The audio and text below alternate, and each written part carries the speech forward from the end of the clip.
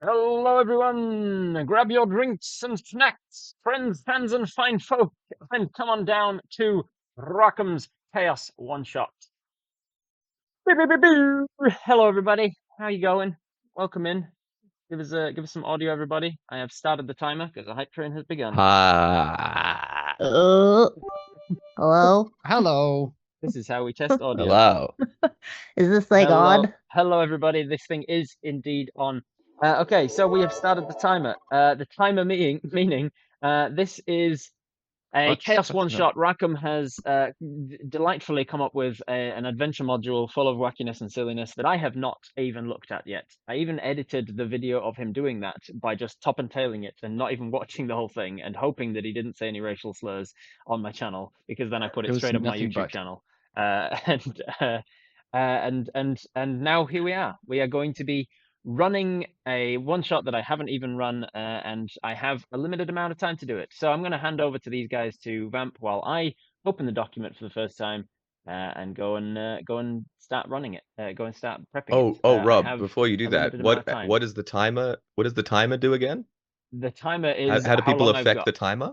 By increasing the level of the hype train. So because we are already at a level 2 hype train, you can see on the menu behind my face, there it is. Level 2 is 20 minutes. I've got 20 minutes. But if you guys get to a level 3 hype train, it goes down to 15 minutes. If you guys get all the way up to a level 7 hype train, I've got a total of 5 minutes. I'm at a minute and a half of that time already, so I'm going to go and prepare. Bye. So it sounds like everybody knows what to do then, right? I think so. I think you guys know what to do. You understand the task ahead. Oh, there we go. We're at level 3. That's good. Good job. Let's go. Wow. Let's go. I think we're about to hit level 12. Dude. Somebody just dropped 3,000 bits. Level 2 complete. Hang on. Where are we going? Where are we going? I need to know. Yeah, I need to know. I need to see. I'm looking. We're at level. Oh, we just blasted past level 2. Oh, back to level 3. We're at level 4. Rob, you're down to 8 seconds. He's not believing anything we're saying.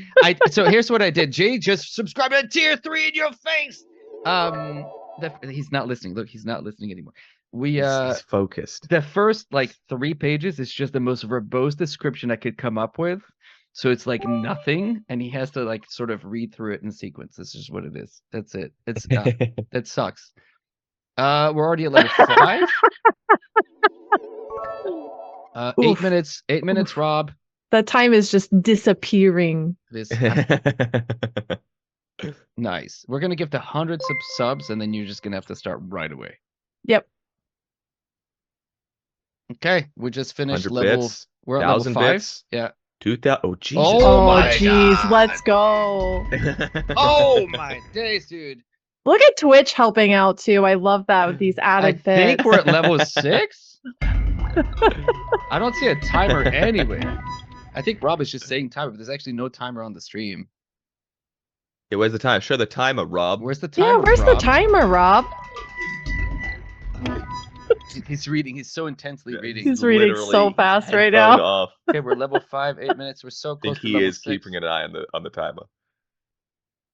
I think. Am I doing sub squats? Absolutely not. Not on this stream. Jesus Christ. So you know what Rob told me, guys, gang, chat. You know what Rob told me before the show? He was like, I bet these guys are not, they're not gonna even get us to level 10. You know what? They're not gonna do it. He was bragging quite a bit, wasn't he? Yeah. And he was like, I bet it was grotesque, really. Let's go. He's also smoking out of one of those long cigarette holders with a monocle in his eye. He was, and he was petting a cat, but then he did something unspeakable to the cat. You guys, it was terrible. Yeah. Yeah. Yep. We can't say that here live on Twitch. What's the bad guy's name in the Smurfs? Gargamel. Gargamel. Yeah, he just he Gargamel'd the cat. Yeah. He Gargamel'd the cat. Also, he's got no trousers on right now, but you guys can't see. But he showed us. Yeah. Yeah. It was wild. Yeah. He walked on stream. Which is the worst way I think a man can be dressed, which is just the Donald Duck. Pants. The Donald Duck in it. Yeah. Just the Loch Ness monster. You know. Did you know that Enderman in Minecraft poking out of the water? Enderman in Minecraft is based on Rob's physique. You guys didn't know this, but now we do. And we're level 6, Rob. You have 6 minutes, dude. Yeah. Thanks for that gifted sub. I think Appreciate it's it. been. I think it's been 6 minutes since we started. It feels like it has. It's been at least 12 Yeah. minutes. I think It's- you should. Yeah, it's been 6 minutes.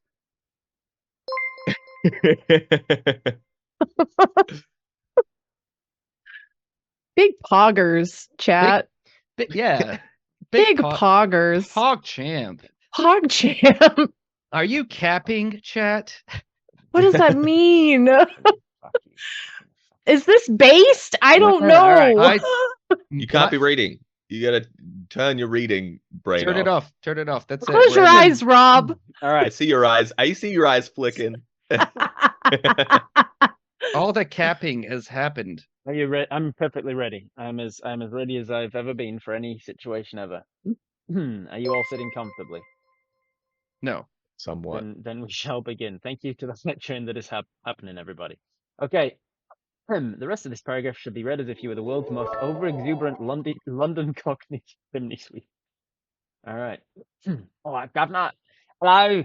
Am I a Cockney chimney sweep or am I Dick Van Dyke's Cockney? Am I Australian Cockney chimney sweep? That's the world's worst Cockney accent. Chimney. All right. So, governors, I'd like to point out that I, Robert Hartley, of my own will and under no duress, solemnly swear that I do indeed prefer to eat cereal substituting milk with pickle juice, and that from the depths of my heart, I do believe the earth to be flat. Wow. Wow. Oh, wow, what an announcement. That's how the module begins. Somewhere in the plain of the food wild. In a realm where fantasy and culinary wonders merge, there exists a plain unlike any other, the food wild. This enchanting world is a haven for the most unusual inhabitants, living foods and sentient utensils, collectively known as the baked. Governed by the awe-inspiring Great Dough, this entity is not just a leader, but a very source from which all baked trace their origins. As travelers step into the food wild, they are greeted by landscapes that defy the ordinary. Hills made of the fluffiest mashed potatoes, forests where bacon trees rustle with crispy leaves, and rivers that flow with rich chocolate and sparkling ale. The sky above, a perpetual twilight, bathes the land in hues reminiscent of cotton candy, casting a magical, appetizing, and diabetic glow. The baked themselves are a spectacle of diversity and charm. Wise old loaves of sourdough sharing ancient tales coexist with energetic cupcakes that dart through the air, leaving trails of glittering sprinkles. Here, every inhabitant, be it a slice of pizza with a zest for life, or an elegantly crafted fork, adds to the realm's vibrancy and harmony. Here, the hot sauces do more than burn your tongue. In the food wild, magic is not just in spells, but also in the art of gastronomy. The baked wield their culinary tools with finesse, creating dishes that can heal, enchant, or even bewitch. It's a place where every meal is a feast, and every moment a celebration of the fantastical and the flavorful. Our adventure begins, not in the grand oven of the Great Dough, but in a tavern set near the edge of the realm where savory and sweet intermingle, and the umami Smack them overpronounce this lips. word and repeat it a few times really make sure to smack your lips a bunch. And where sweet and savory intermingle, and the umami. Umami. More smacking. Oh. Umami. Oh, I hate this. Umami. Oh, that hurts. It doesn't even end the sentence. It just says where sweet and savory intermingle and the umami, and then it just goes into parentheses and says overpronounce the word and smack your lips a bunch, and then it ends the sentence there. That's right. Today in the food wild, the Heptadecagon Tavern, famed for its 17 corners, nice reference, buzzes with excitement for the grand celebration of the last ginger cookie. This unique event draws pilgrims from across the realm, eager to witness this culinary marvel, a symbol of tradition and wonder. Amidst this festive atmosphere, the endless loop of Happy Birthday plays, its joyful notes filling the tavern with an enchanting melody. This magical tune, loved by all, adds to the day's charm, making it a celebration of wonder and joy. As the moment to unveil the last ginger cookie nears. Wait. I forgot to put that. You're supposed to hum it. I Yeah, want you to know what forgot it to put sounds it. like. Yeah, you Damn forgot to it! put it. I was waiting for it. I was expecting the next paragraph to I start with forgot to put you it! must now sing it, but you didn't, so I don't have to. As the moment to unveil the last ginger cookie nears, anticipation builds. Patrons, united by the rhythm of the birthday song and the shared excitement, gather round to witness this special occasion.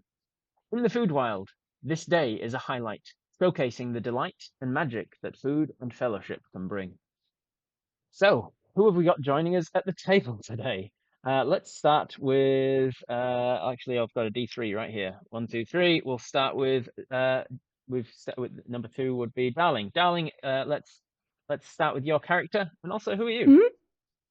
All right. pressing I'm buttons. Darling Creepshow, and tonight I am going to be playing Poppy Applebottom, who is an arcane trickster rogue Lightfoot halfling. She is about 3 foot tall, all woman, around 50 pounds. She's a little on the chubby side. She loves a good snack. Big mess of brown curly hair, bright green eyes, big chubby cheeks with little freckles, and she's just like squealing with delight that she's here. I'm just reading ahead. Okay. What is your character's name again? Poppy Applebottom. Right. Well, that's Poppy Applebottom. Moving on to let's go to Zach. Who are you? And who you Hello. playing? Zac Speaks Giant, all the things. I have a YouTube channel where I share silly D&D stories. Very I'm close to playing Mallard. 200,000 subscribers on there, so go check it out and knock him over the edge. Almost. I'm playing you're playing who again? Mallard. His name is Mallard, like the duck. Thank you. Cool. Easy to He is rhyme an with. old- Super easy to rhyme with. Old man, about 70 years old. 70 years young, I say. And feeling in the prime of his life as a human being. Yeah, I've got to get going, of course. This is all nice, but I've got to be back. I've got, there's a 2-for-1 special at the local diner. So, an early bird special for lunch, and I got to get back. So, I hope we can wrap this up, and I can get back to my baked potatoes. Wonderful. Thank you, Allard. Now, finally, we've got Raakam. Who are you playing? I'm playing a character that I played on AJ's stream, Mr. Double Pickle. Double Pickle wields a pickle in each hand, right? And he likes to stew his pickles in his metallic underwear, where it's filled with vinegar and other things, and he likes to have other people sample his pickles. DP's all right. He's a dwergar. He's about 3.5 feet tall and 3.5 feet wide, and he likes to eat. Great. We're gonna be best friends. Yep. Thank you. Raakam, what's your character called again? Double Pickle, DP. Wonderful. Well, that is Double Pickle, and you know what I like about Pathfinder? The character creation. Oh wow! Thank you. The tavern. So you find yourselves in this tavern. The tavern owners are a couple named Veronica and Florence. They're real bickering couple kind of an idea here. They're always fighting amongst themselves, but they love each other deep down. They're also in the middle of an argument right now with a family of sentient slices of pizza, which is definitely not going to be culturally insensitive at all. Thank you, Raakam. As you are sitting there in the tavern, the first pizza you overhear them say, "Mamma mia, there's mold on our plate, mamma mia," and the second pizza slice says, "Mamma mia, this is unacceptable service, mamma mia." And Florence, who is Irish, says, Mamma mia! How did this happen? Mamma mia! And the third pizza slice says, "Mamma mia! We demand better dining conditions. Mamma mia!" And then Veronica, who is Welsh apparently, says, "Mamma mia! Please accept our apologies. Mamma mia." And the pizza slice number 1, which I remembered the voice of, says, "Mamma mia! At the very least, our meal should be free. Mamma mia!" Pizza slice 2, of course, then chimes in with, "Mamma mia! It's only fair for the inconvenience. Mamma mia!" Did you expect this Keep joke going. to hold for the whole thing? Cool. Yeah, I'm laughing. And then Florence says, in Irish, "Mamma mia! Ensure this never happens again. Mamma mia!" And Veronica says, "Mamma mia! Your meal is on the house, and there's a little extra for your troubles. Mamma mia!" Pizza slice 3, satisfied now, says, "Mamma mia! That's more like it. Good surface triumphs. Mamma mia!" Bam! Suddenly, at this moment, there's a break-in. The cookie walls and bread roofs collapse, and screams tear across the tavern room, and chaos ensues. Breadcrumb demons have entered and are attacking poor civilians and threatening the patrons. You. Oh no, that's a note to me. Okay, you're telling them to run. You're telling me how to run the thing. Okay, so breadcrumb demons have entered. They're attacking poor civilians around the tavern. I will have you guys roll initiative, please. Oh, And no. obviously let me know what you're getting. Mamma mia. I will roll initiative. That's a 12 from me. That's a That's a 12 3. for you, and only a 3 for Ballard. Malad, actually, but it's okay. And 22 for double and- pickle. and a 22 for double pickle. I like Pathfinder's. I'll find something. I Wow. can't only have one thing. No, I like yeah. that. Tell me how much I you like love that it. Pathfinder is very similar to D&D. Okay, so double pickle. I like Pathfinder. Is going first in the initiative order. What specifically do you like about it, though? The fact that they've put a lot of work into it. They sure have. They sure have. Double pickle is gonna look around and he's gonna grab Darling's apple bottom jeans. What was your? That's apple bottom, right? Poppy Applebottom. Poppy. I'm gonna look at Poppy and ask her. Right? Can I toss you? Well, sure, let's go. I'm gonna grab Poppy and then like chuck her at the closest breadcrumb demon. She's got her dagger and short sword just stuck straight out. It's time for some goblin shit. And her mouth open Nice. with like a snack. What would you like me to roll, Rob? What are you wanting to roll? You're throwing apple bottom. Her as an as like an improvised weapon, kind of like I want to chuck her at somebody. So to pick up and throw apple bottom, you've got to roll an attack roll. You are not proficient in friends as weapons, so it's just going to be your strength modifier. Nice. And add your strength. Yeah, roll and add your strength modifier. That's all. 12. 12, unfortunately, is not enough to hit. So apple bottom, you get picked up and launched through the air, and you hit into these breadcrumbs, but they're breadcrumbs, so they part to let you through. You go tumble to the ground, and then they come back together like a cloud of breadcrumbs floating around. You can see there's like burnt marks in the breadcrumbs, certain burnt ones that are giving the features of the eyes and such. There's like a there's like they open their mouth and there's like flour just kind of misting out of it, giving them the breath sort of appearance. Next up is actually the breadcrumbs themselves. So they are going to attack you, and they are going to make they're going to make a multi-attack with 2 attacks. Because you've been thrown at them, apple bottom, you're going to be attacked with the gluten attack. Is apple bottom gluten free? Is apple bottom celiac by any chance? Gluten intolerant? No, not at all. No. Sweet. She's a halfling. She'll eat anything.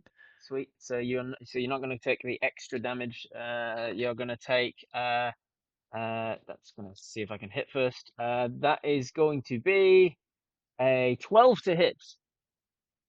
That does not hit. It doesn't hit. All right. Well, No. it's going to move on from its gluten attack then, and it's going to make a calorie attack. And that's slightly 13 this time to hit. That does not hit. That still doesn't hit. So they are this demon of breadcrumbs is swarming around you, and it's not going to succeed there. The other breadcrumb demon is going to approach Kallad, and Kallad, Dalad, you're going to get a just one more attack. The breadcrumb will make you think you can have more than one. I will have a wisdom saving throw. Oh, I have a little room. Wisdom saving throw. For who? For Kallad. How do you feel about the 9? A 9, I assume, will fail. I was not given the DC, so let me quickly work it out. It would be 8 plus its proficiency bonus. He hasn't told me what its proficiency bonus is, so I'll work that out from the modifier. That is going to be a +3 modifier, so +3, so half of the 6 makes it a proficiency bonus of 3. 3 plus so 11 plus probably a He's just charisma saying thing, numbers. so 11, 14. So 45? DC 14 it's probably going to be. And a 9 is a failure, which means you are now charmed by the breadcrumbs and must Charmed, I'm sure. and must use your movement to approach the breadcrumbs in the most direct way possible. And Alright. I shall. That is the 2 breadcrumb demons' turns. Moving on to Double Pickle, and I like Pathfinder's artwork. What are you doing on your? I don't know why you're telling me this. I didn't ask anything about Pathfinder, but that's fine. I'm gonna. This is wild. I'm gonna approach the pickle. I'm gonna use my pickle, one of my 2 big Polish pickles, and I'm gonna whack the bread that charmed my buddy Mallard. I'm pretty sure actually it is. You've been getting it wrong, so just want to make sure I've that been you getting hear it the wrong name. every Yeah, time. yeah, Almost it's like okay. I'm rhyming. It's it just every slightly single wrong. time. Just a little bit wrong every time, but I think you could correct it. I'm gonna get it attack it right. with my. Yeah, that's fine. I'm gonna attack it. I rolled a natural 1. Does that hit? Let me check the armor class. It very well might if you've put anything in there. Like even that one. No, unfortunately, that one misses. So you whiff through the middle of the cloud of breadcrumbs. They kind of part and then come together. And as they come back together, they form like panko breadcrumbs, the sharpened ones, and then they come down as like teeth. I'm gonna use a bonus action to unarmed attack if you let me do that. As Do it. I get armor spike attack because I'm a battle rager. I yeah. rolled a 14. Let's go. 14 total? Yeah. 14 will miss. You were the one who made them. Their armor This class game is sucks, dude. way higher than it should be, given what they are. But this is how you I made love that them, you so said. I'm gonna. You said 14. Let's go. I don't remember the that's stats. I highest wrote this number you've super ever high. rolled. I wrote this like years ago. I don't remember anything. All right, I'm done. I'm just gonna cry in my pickle. All right, you whiff one, you whiff the other. The panko breadcrumbs come towards you, and you have to dive out of the way so that they don't breadcrumb your pickles. Oh wait, no, that's true. Joe Baby, give me advantage. I have an advantage. Somebody donated advantage. I'm gonna roll that again. Wonderful. If that's okay by you. Somebody keep track of those advantages. I did. I got Fancy sent it to me. Oh, a total of a 30, 20. Let's go. 20 will hit. All right, 20 will hit. Roll some damage for me. It suffers 6 points of damage. 6 points of damage. As it takes the 6 points of damage, it triggers the crumble effect. When it takes 5 or more damage in one turn, it splits into 2 breadcrumb demons. Leave Rob to figure out how to run this. Right. So it takes 6 first, and then it splits into 2, which is an uneven amount of hit points. So one of them will have that many, one of them has that many. Okay, good. I'm going to keep a track of it on my dice in front of me. All right, we got this. Nice. That is your turn. You have split that demon right down the middle with one of your pickles. It smashes some of the breadcrumbs, go flying across and hits the other wall, unable to get back up and reform itself. And because the middle breadcrumbs are missing now, these 2 breadcrumb swarms sort of swirl around. You see some of the breadcrumbs looking like they're being toasted to sort of change its shape and its features into these eyes and teeth and such. All right, that is your whole turn. We are going to move on to the next one in the initiative, which I believe was Who was it? It didn't end I up think you being know. Kenny. I'm lost. You were last because you were all Has everyone asleep. else had a turn? So it would be. This would be apple bottom. I fucking can't. I'm gonna get up and dust myself off from the floor. And I'm gonna pull out my dagger and my short sword, and I'm going to try to cut a slice of bread off for myself from one of these demons. Let's Right. see. Do it. You got this. That's a dirty 20 Dirty on 20 my hits. first hit. Nice. Are you going for one of the ones that has been split into two, or are you going for the unwounded one? The one that's unwounded is the one that's charming Mallard right now, right? I believe so. Yes. Yeah, I'm gonna go for that one, charming him. Go for it. So Smack him that on the head. is 7 damage. And am I close enough to get my sneak? You are. Is okay. Yeah. The other people are being in melee range with him as well. That's another 9 damage. And Holy. then I'm gonna roll my offhand. Oh shit, the dice like me today, boys. That's a 24 to hit. 24 hits. Are you capping right now? If I knew what that meant, I would probably be doing it. Nice. And that's a 1 more damage. 1 more damage is literally what it had Mhm. because you'd done 16, 17 hit points. So you hit it with that first one. You do 16 points of damage with your sneak attack, just carving through it with like a serrated bread knife. As you cut it, it does 16 points of damage, which is more than 5, so it splits into 2 with the remaining hit points, which is 1 hit point. So one of them takes 1 hit point, the other one takes 0 and dies immediately, and then with the one that's remaining, you hit it and manage to finish it off, and it also dies. So that is we've got 2 half breadcrumb guys left. We are down to Gallard. Not quite my name, but I'm sure Oh. you'll get there. Okay, cool. Yeah, sorry, I'll get it. We Oh, have no, just my, in stock. my We have. crumbly friend. I have a disadvantage. There's 1 random advantage and 1 random nat 20 that's banked right now. Okay. Okay. So there's 2 half dudes kind of like grouped up. Yeah. 2 half dudes. The one that was charming you is gone, so you're under no compulsion to walk anywhere. Okay, fantastic. I don't like walking. I'm going to acid splash on the 2 remaining individuals. Do Please, it. for me, make a dexterity saving throw. Dexterity from one of them, 18 plus stuff. The other one's 9 plus stuff. So the first one will succeed. The second one will fail. Unless you. He's What's gonna your DC? take 2 acid damage. What's your DC? 13. 13. All right. Yes. The second one actually succeeds as well because they've got advantage on they've got proficiency in saves, so they both succeed. Okay, well, I should have even done anything. So goodbye. So the acid. How did it look when you cast?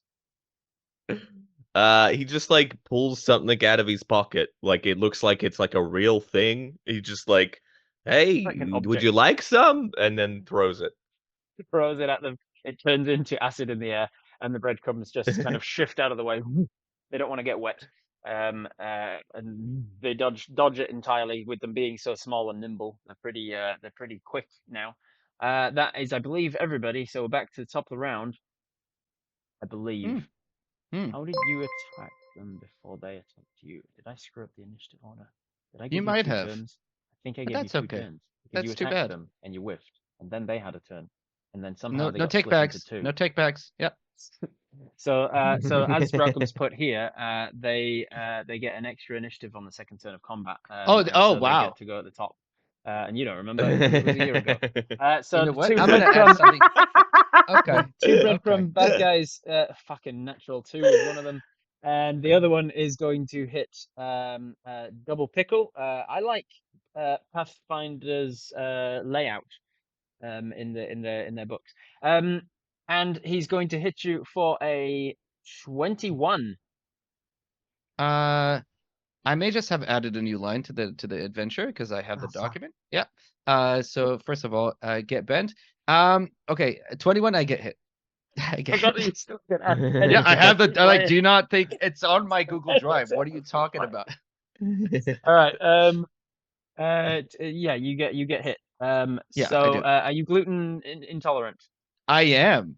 You are gluten intolerant. All right, so I'm going to double the damage on this one, which Damn it. is Oh, no. I rolled a 2 minus 1, and that doesn't make sense. Your numbers are annoying. How does that? Ouch! I'm going to take Does the it average matter? as it is my prerogative as a dungeon master. I'm going to take what you've said to be the average damage I from a know. I know. D4 minus 1, which is an average of 10 damage apparently. So I'm going to take that average 10 damage, and you're going to take 10, and then because you're gluten intolerant, you're going to double it to 20. You know what I'm gonna do? I'm gonna look at the family beside me and go, "Mamma mia, help me, Mamma mia!" All right. Then it's going to use its multi-attack. Oh, It's going to use a calorie attack at you with a nat 1, and it hits its friend. Let's see, dexterity save. Nope. Oh no, yes, it's going to take only a half. No, it succeeded. So in my games, friendly fire only happens if you fail a dex save. All right, so he whiffs at you. Whoosh! Big old breadcrumb fist comes towards you and misses. And that is looking pretty bad. How is it affecting your character? I instantly shit my pants. He just instantly shits himself. Just goes into Hey, we've worst all been IBS. there. No shame about it. So have I. It is now your turn. Hey, well, I'm really sorry, everyone. I didn't mean to say. And then I'm gonna attack with my pickle, the cookie. Okay.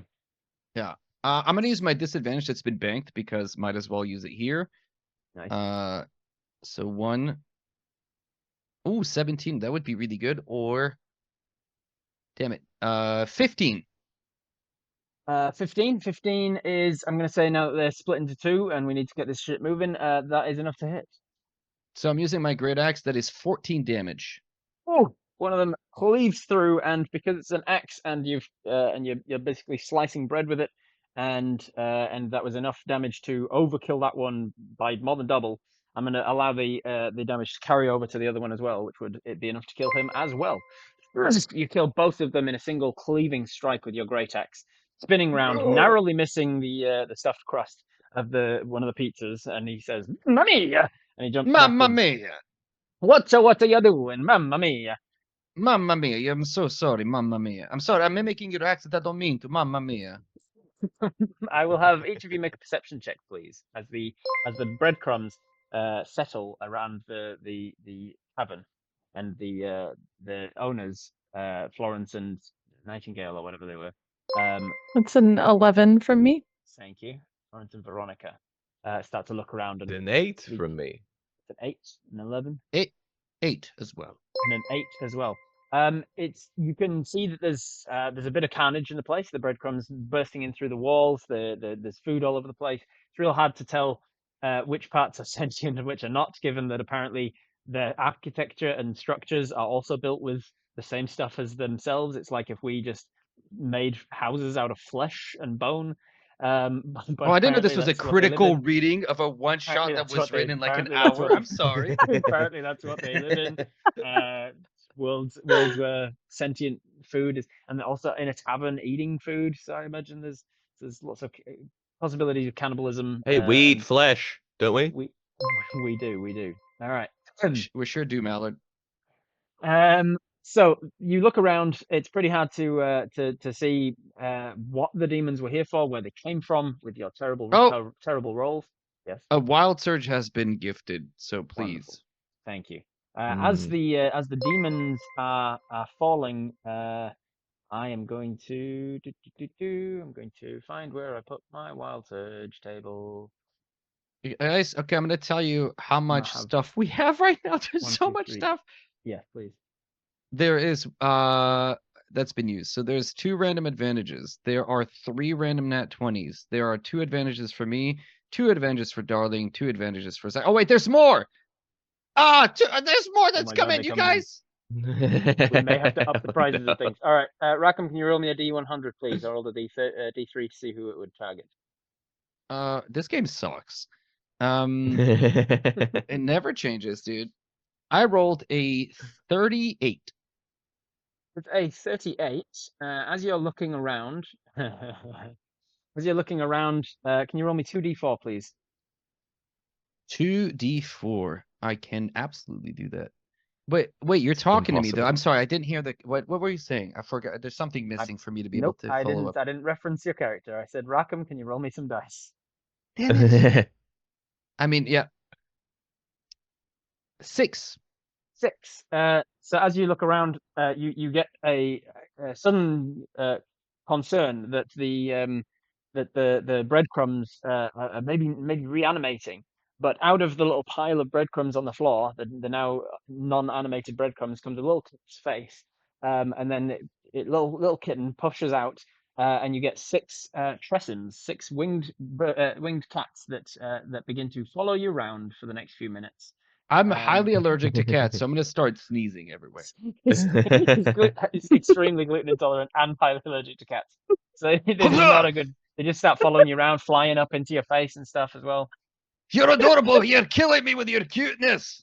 Oh my god, they're so cute. She's just like rolling around and they're like puddling her while she's like picking up crumbs from the demons and like shoving them in her mouth.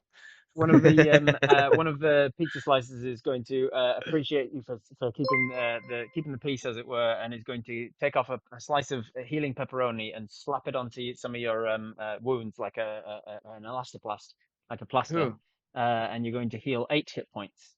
For who? For your character, Raakam. Oh, that's what we're doing. Okay, 8 hit points. I'll take it. Thank you. Do you have a pepperoni allergy? Yeah, I know. I was thinking about it. Mamma mia! Is this pepperoni gluten free? Mamma mia! Mamma mia! What do you take me for? Of course, it's a gluten free. Mamma mia! Mamma mia! There is All a right, shriek, thank you. a sudden from the just in case you didn't know what a shriek was, just from the back room, and you hear Veronica, who I think was the Welsh one, say, "Oh my goodness, there's it's gone!" And Florence says, in Irish, calm down, you silly wench. What's the matter with you? What's gone?" And Veronica says, "He it says, it's gone." Oh no, the ginger cookie, from which I'm sure you all remember, the setup of this game was all about this ginger cookie. Oh no! The ginger cookie that is to be celebrated over these days, it has been stolen. The demons were a distraction, it seems. Oh, good lord! I mean, the ginger cookie. Oh, and oh, I wish you the best in finding it. That's terrible news. Surely there was someone around, some sort of adventurers or heroes that could help us Yeah, sort that of would have been investigate. nice, wouldn't it? Yeah, anybody who's heroically able to take on demons in the face of danger and survive, those sorts of people. Well, that certainly wasn't me, as we all saw. Right, maybe if there was like an incentive to do it, but right now I've like literally shit my pants and Well, let me let me see if there's anything we've got here that that's not that's investigation. You haven't got a reason to do that yet. Please, I beseech your aid to retrieve this cookie. But also, if I'm honest, doing so may salvage our broken relationship with our child. We have a child. We have a child, Sally. She's a wonderful girl. She's very intelligent, and she's got such potential. And she's not been a fan of ours ever since we seemed to be putting more interest into the tavern than into her. Right, how does that relate to anything we're talking about here? Oh, it will come back into the storyline, I'm sure. I that's important. I myself have estranged children, I think. Yes, they are. I'm sure that so we were working so hard in order to pay the money to get the ginger cookie, and we were going to surprise Sally with it and repair our broken parent-child relationship. Honestly, it sort of sounds like your accent is shifting all over the place right now. Like, where are you from? I'm from Wales. I'm from the Highlands of Wales, apparently. The Highlands of Wales. But I've moved around a lot. My father was in the military, you see. Also, in the background, there's just like a general murmuring of thanks from the pizzas. That's real. Make a perception check. See if any of you can make out what the tune is that they seem to be singing in thanks. The DC is That's not in there. 27. Oh shit! I got a 28. Wow, Oh, nice. you got a Wow. 28 perception. Wow. It seems to be a Yeah. flat, horrible tune that people can't seem to sing together in harmony to the words of "Happy birthday to you," "Happy birthday to you," "Happy birthday, dear," Oh, and then none Sorry, of them that's how they're singing none it? of Is them that how know they're any of singing your it? names, and then "Happy birthday to." That's the words that you're hearing it being said. wow. So, since you've all definitely adamantly jumped on board with this must find the ginger cookie thing now, could I please have an investigation check, please? See if you can tell any clues. Oh, my speciality. You know, I was an investigator once. That is 17. 17. All right. The other two, you guys investigated mean, too? You I got a have, like, 7. I have a 6 in intelligence. I rolled a natural, a modified 0. 2 minus 2. He hardly realizes that he even shit his pants like 2 Yeah. minutes ago. Apparently my microphone's gone so weird. I haven't done anything to it. That's just the tech gremlin's been like, let's not let him sing the happy birthday song. That's what it is. That's what it is. We're just quickly preemptively getting in there. Right, but tell us more about Sally. I'm not sure that, like, what's happening with Sally. Tell us about your daughter. She's a wonderful. She's a wonderful. The other one chimes in as well now, just so I can switch to Irish. She says, Sally's a beautiful, bright young girl. She's got ponytails and she's got ponytails multiple. She's got those two ponytails that where you braid your hair and it comes down in two ponytails, but they're not far enough around the side to be pigtails. Just like two ponytails. It's a beautiful thing. It actually works really well. She got it from her dwarven friend at school, Becca. Becca at school taught her how to braid hair, and she gets on really well with her. She's lovely lasses, Becca. She's also a very bright young girl. Right, tell us about Becca's parents. Are they good friends? Do you do yeah, play we dates? met Becca one time. Right. And as they talk to, meanwhile, Hallard is going to investigate where the ginger cookie was being kept.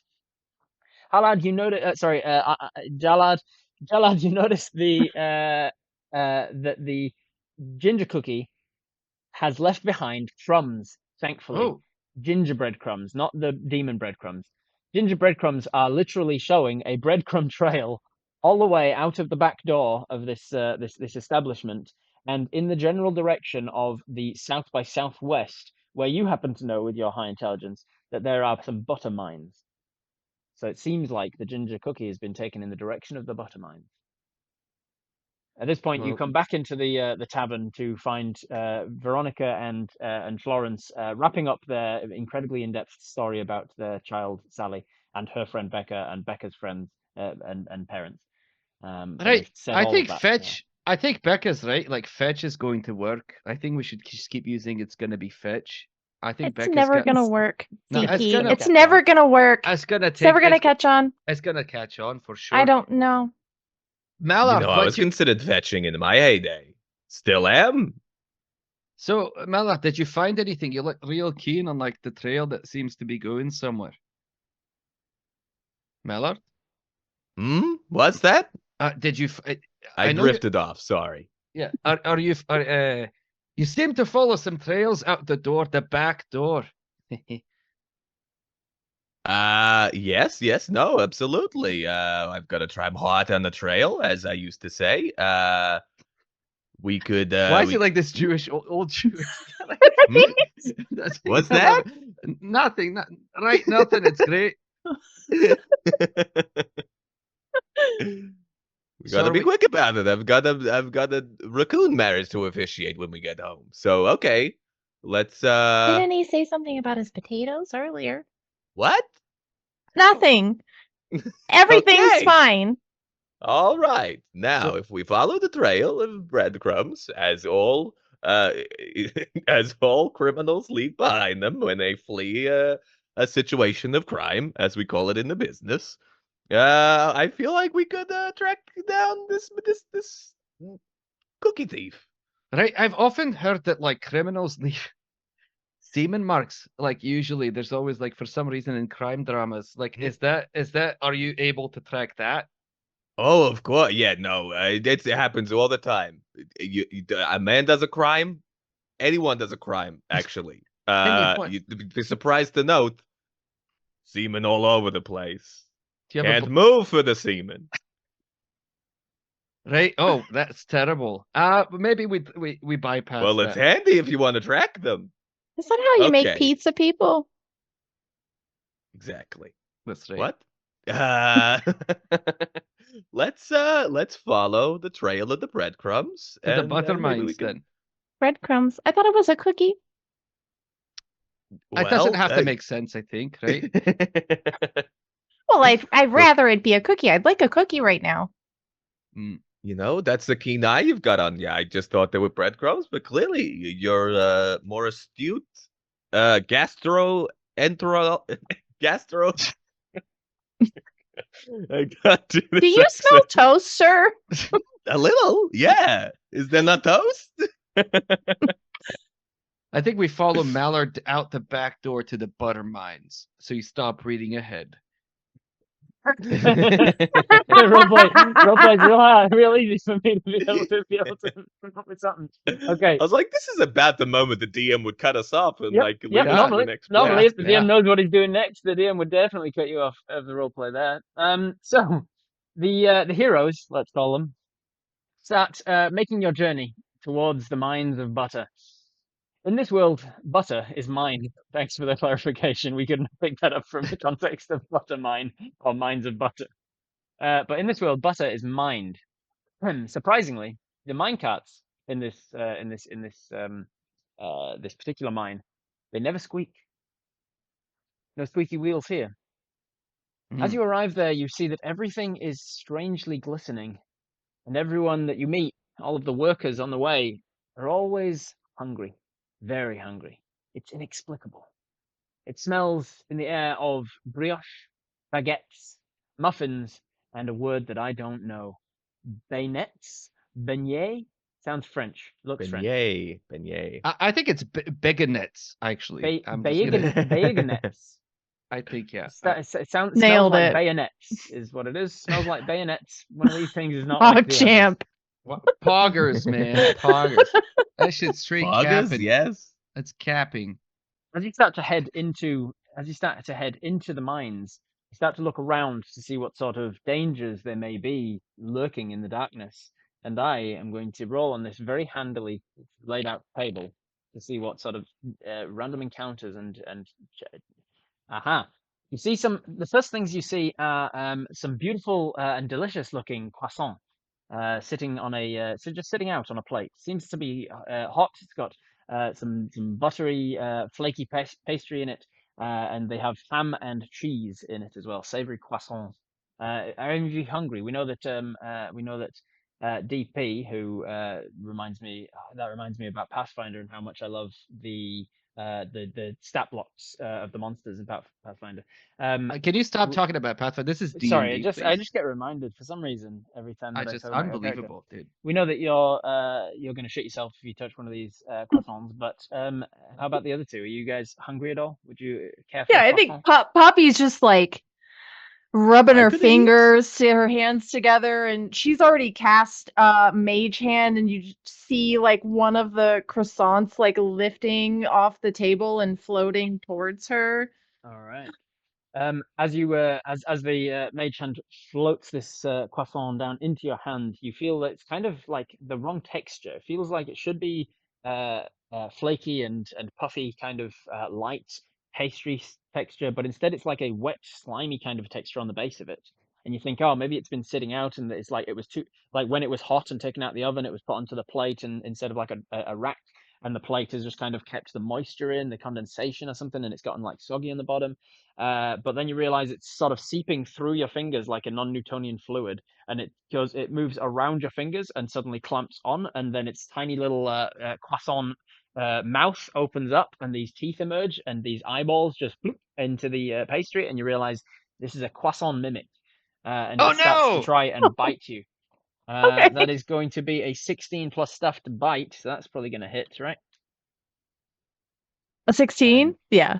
Yeah, 16 plus its modifier, Mm. which I've definitely got because I was given stat blocks for all of these monsters in this Right. table.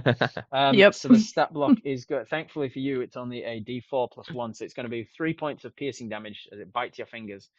And then Or it's you over could to take you the guys. average, which is 17, right? 17, yeah. What would you like to do in retaliation? I would like to bite it back. Okay, nice. You just commit to it. Like, I thought you were a croissant. I'm going to eat you. Yes. All right, make a bite attack. That is a 23.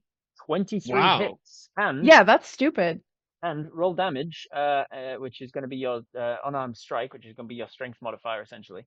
1 plus your strength mod. But Okay. it is vulnerable, as it says in its stat block right here. It's vulnerable to bite damage because it's a croissant. Oh wow. Well, Does my she get- strength mod is a big goose egg, so Big old goose egg. So it's 1 point of damage, doubled to 2 points of damage, and it is instantly Crazy. wounded. And because But wait, Beautiful. does it take sneak attack damage? Like it's being sneak bitten? attack, yeah, it wasn't expecting you Yeah, to my bite it, friends so are by add your me. Sneak attack, yeah, do it. all right, let's go. That's 6. 6 foot, yeah, that'll do it, and then doubles to because of the vulnerability to bite damage. Instantly, you just it bites you onto your hand, and then you just bite it right back, just smush it into your face, and it is delicious. It is a very Oh yeah, nice, I'm like tasty, warm licking my pastry. fingers. There's another one on the plate that just like the eyeball emerges, the mouth opens, and then it just starts to like shrink backwards away from the edge of the He plate. points at it. The mage hand's on its way. it quickly like changes form. It's like deciding what looks less appealing, but it can't think of anything, so it's just becoming like a delicious muffin now. And then the mage hand picks it up, and it becomes like a delicious like a delicious Danish instead. And it's like, why am I choosing delicious foods? Oh no! You hear and the- Poppy just like, I want to know your flavor. I can't think of anything repulsive in this world where everything is food. So Tim Tams. eventually It could be a just- Tim Tam. Tim Tams are gross, dude. Yeah, I said it. How what? fucking dare you? All right, you come for the Australian treasure, you better be fucking ready to throw down.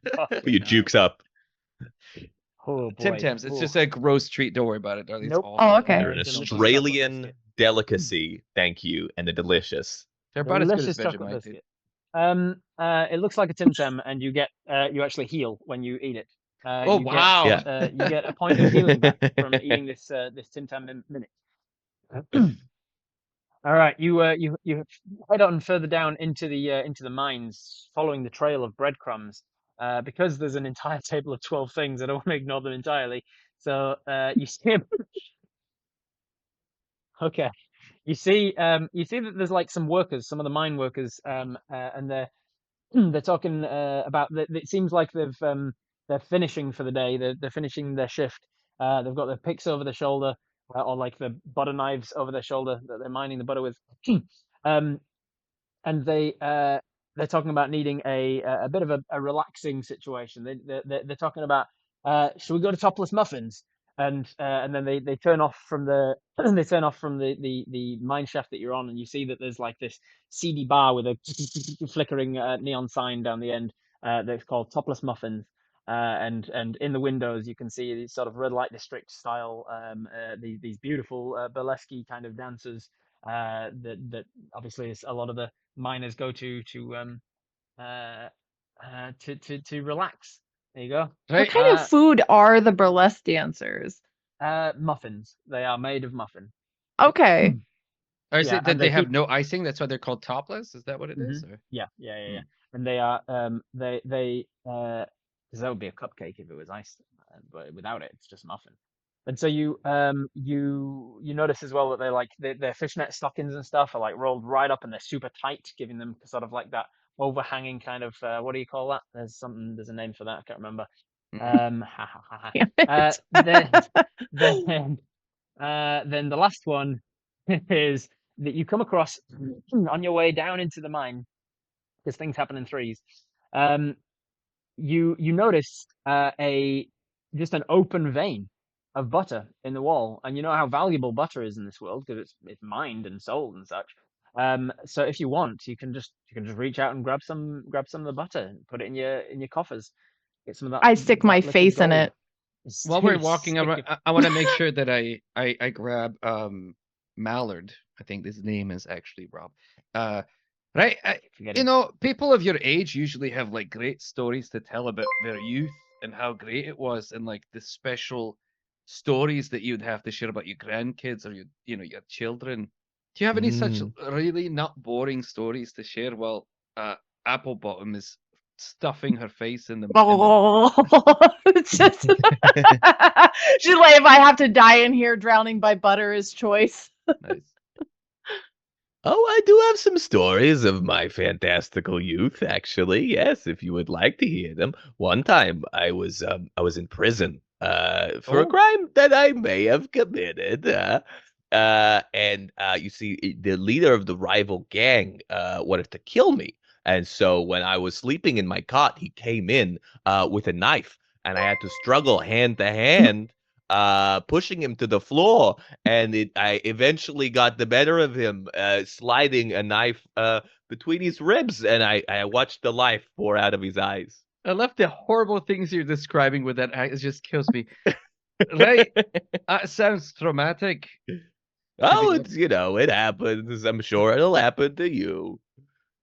All right. So what's happening to Wonderful bit of Applebottom? role play there. I was so engrossed in it that I was definitely listening and hoping that it would continue. It was so beautiful. There is one more wild surge. Oh, All right, D3. It's Raakam again. Oh God bless America, dude. As the Tressums have gotten to the edge of the mine with you and gone, yeah, no, we don't want to go in there, and they've flown away. I'll have a D100, please. 63. A 63, and a 63 is a wonderful entry that I know definitely, and I'm not stalling for. 63. You as you are having this discussion with your friend, it was Khalad, was it? Yeah. You feel like the what is a food related version of this? You feel like you've just opened an oven, and all of the mist is kind of like the condensation is gonna like hit your glasses and fog up everything. Wait, me because, Raakam or who? You just the plural you. Sorry, the Oh. English language doesn't have a plural you and a singular you. So when I say you, Use. overall, I'm ambiguous. Use. use. Yours, y'all. But that covers all the things. Okay, yeah. It feels like y'all I've not referenced any one character, so therefore loopholes, bitch. Like you've opened up an oven and all of the condensation and mist has poured out as you cast fog cloud centered on yourself, and the entire mines just fills up with this mist. You hear that could have been anyone, right? That could have literally been anyone at all.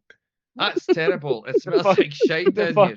The fog starts to like discolor in certain parts of it. weird clouds of different colors. Right. Do we want to go to muffin tops or topless muffins? What? As Applebottom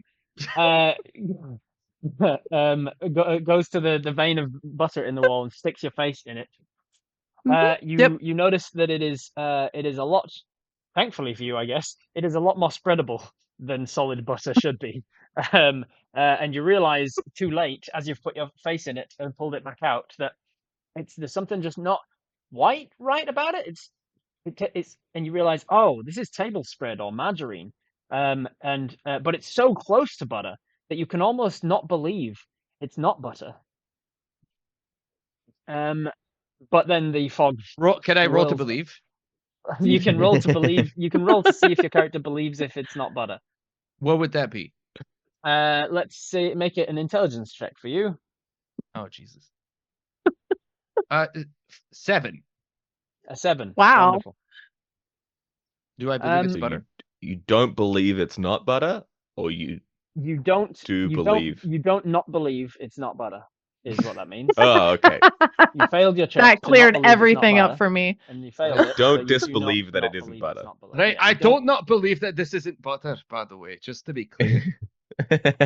Some people believe I it's was not butter, wondering, yes. but I don't not believe that it's not butter. Right? It's clear.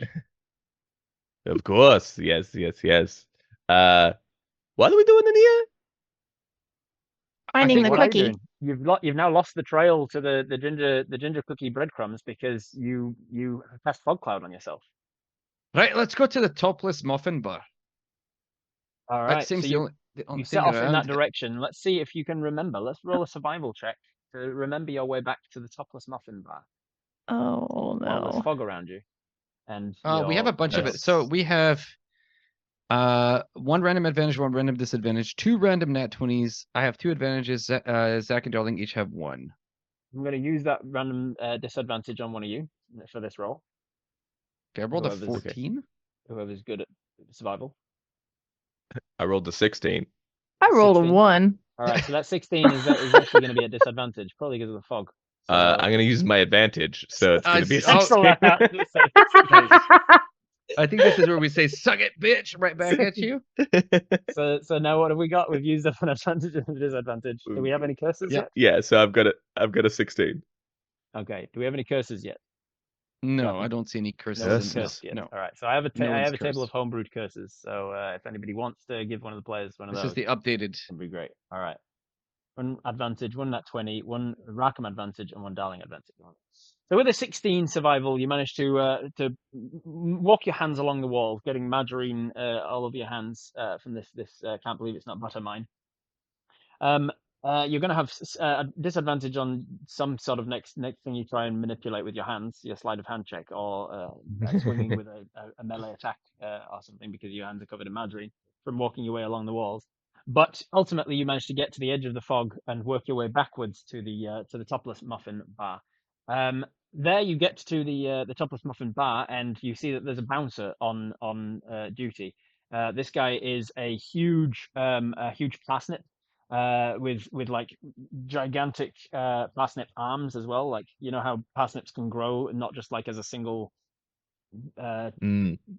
pointed cone shape, but they've got like those weird offcuts and stuff that you can get if you're not freaking out about your the shapes of your vegetables. But there's got these like little bits off, and he's got those. Can we go deeper into the parsnip lore, please? Sure. I'm So really in the invested real now. world, Yes. there's boxes you can get called I think it's called the rejects or something that you can like. It's a subscription service, and you can subscribe to it, and then they send you rejected fruit and vegetables for cheaper, and they taste their taste is fine, and they've got the good nutrition and stuff, just like regular vegetables. They're just not pretty, and so they're rejected from being on display at supermarkets. But are you calling this bouncer parsnip not pretty? He's not pretty. No, I'm definitely Wow. saying he's not a pretty guy. He's been in one too many fights. He's got a cauliflower ear. Has he been in too many? Has he been in too many food fights? Would you say? He's got a black eye. He's got a black-eyed pea. He's been in lots of food fights. And as you approach, he says, "Oh yeah, you want to get in here, do you?" We were hoping so, yes. What is your Alright. name, young gentleman? What's the answer to the riddle then? Changes every day. It's an exclusive club. If you don't have the answer to the riddle, then you mustn't be members here. Right. Can you tell us the riddle then? Of course. And he gestures over to a series of objects that are sitting by the door. You see the following things: an undead potted plant. You can tell it's undead because it's like a Venus flytrap, but it's definitely wilted as if it's dead, but then it's still like just gently snapping. You see half a dozen eggs. You see a gigantic fork that's like a trident size, but definitely a fork. You see a set of jingle bells, and you see a single butter knife lying on the table. You also see a small statue of a dragon. And he says, "Where friends abound, you'll need the baker's end. Any problem you have, time will mend. So you cut out because your mic sucks. Can you do that again? Where friends abound, you'll need the baker's end. Any problems you have, time will mend. And enemies you face, blades will rend. Right. And so what enemy? and he says you need to pick 3 of these objects that you see in front of you that relate to the things in the riddle. For the sake of everybody actually getting what he said, I'm gonna find where the hell my chat is. I've completely lost it amid a cloud of just fucking so many tabs, wild search tabs, and all sorts of shit. All right, here we go. Where friends abound. What did I say? Where friends abound, What did you you'll say? need the baker's end. Oh, That fuck means off. a It's not knob. letting me do- That's a knob. That's a yeah, right? It is. A If I try and baker's if I try and do it, it's now making me log into Twitch. What the fuck? Why am Put I it not in Zoom, logged put it into in What Twitch? is Zoom. I'm streaming to Twitch. happening? How can I not be logged into Twitch? Can you put it in Zoom? Just put it in All right. Zoom. Let me put it here in Twitch. There we go. Bam. And then the second line was whatever, I think it was something like this. Whatever problems you face, time will mend. And then the next one with and enemies you face, blades will rend. Right, so the enemy blade rending one's got to be the butter knife. Right? I reckon it's the only like sharp object. And then the items were an undead potted plant, half a dozen eggs, a giant fork, jingle bells, and a butter knife, and a tiny dragon. Yes. Wow, Yeah, we DP, can- you got really smart really fast. And the, Right, well, and the I may riddle, or may and the not have riddle to- is so well written by Raakam, by the way. I love this riddle that he definitely wrote and didn't just write brackets. Puzzle or riddle must be located here, and it is described in great detail. We know 3 of these elements must be included in the puzzle. This is hailed as the greatest puzzle of the modern era of Dungeons and Dragons since we've run out of dragons in the year 2066. Everybody knows that. I think Poppy is gonna look up at the parsnip bouncer and say, are you tense? You look tense. Pretty tense, yeah. Yeah.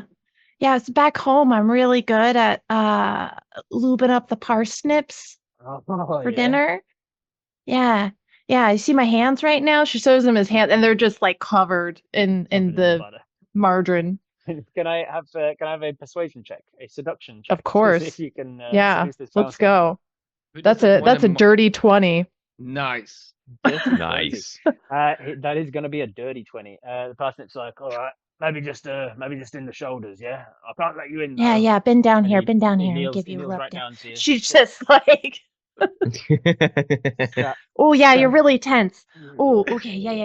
Yeah, oh, Okay, God. Oh, make jeez, a you're really strong. Make a strength check with advantage just to see how much you can get into there.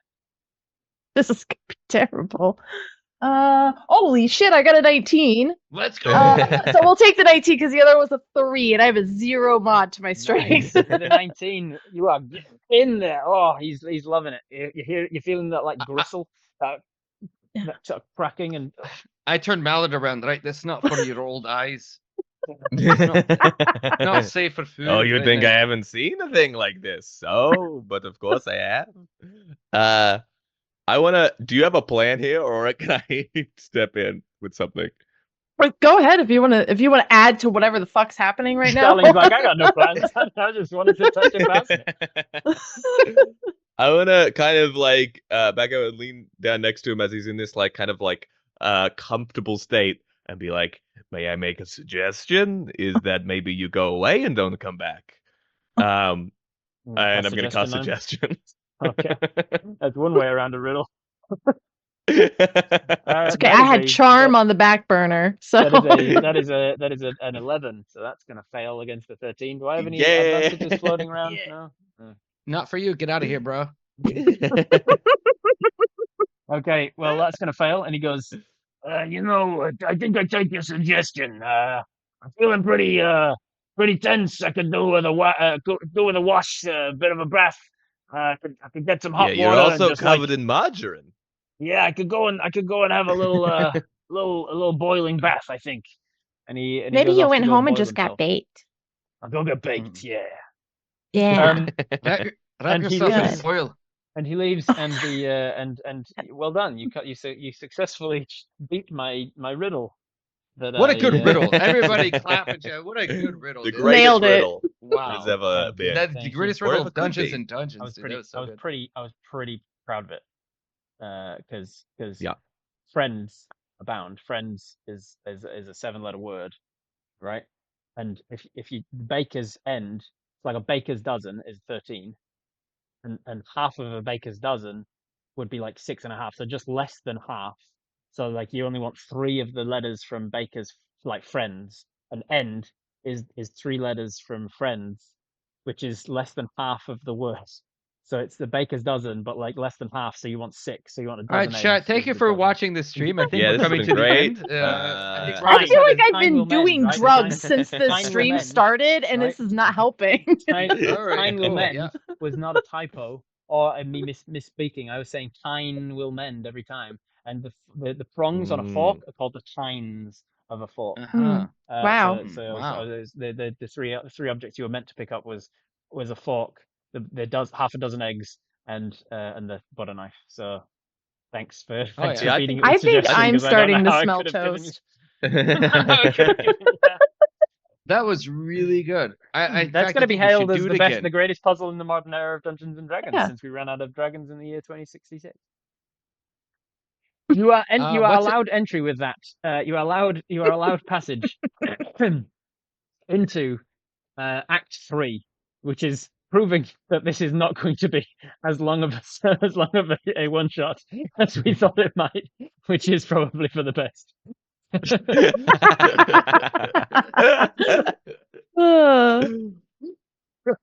You're welcome, Rob. You're welcome, Rob. You are let into the topless muffins bar, and down on the ground you can see there's some crumbs of ginger cookies. You can also see in big bold letters on in this part of the document it says "Big Twist Reveal." As you open into the last layer of the buttered croissant in the mines, what? Where is that mentioned? Okay, It wasn't, but that's fine. It's like a real WotC adventure.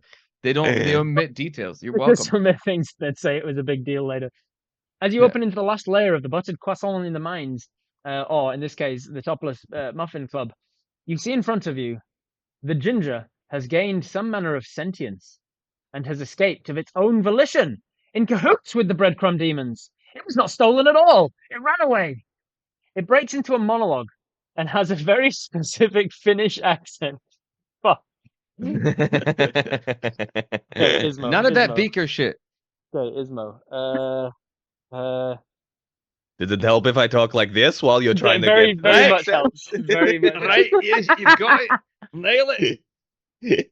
helps. Channel Bjork. Channel Bjork. Even though she's from Iceland. Ismo, Right? Same. It's one of the the Same thing. Scandinavians ones that I've never been able to get. I can't even. Hello, it's for them.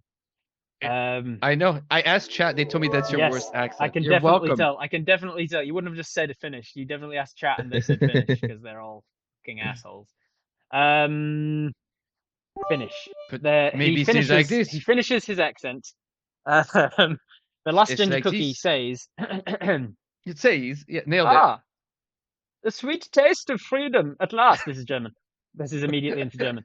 Gertie. Yeah, I'm from Sweden. I'm just close enough to Finland.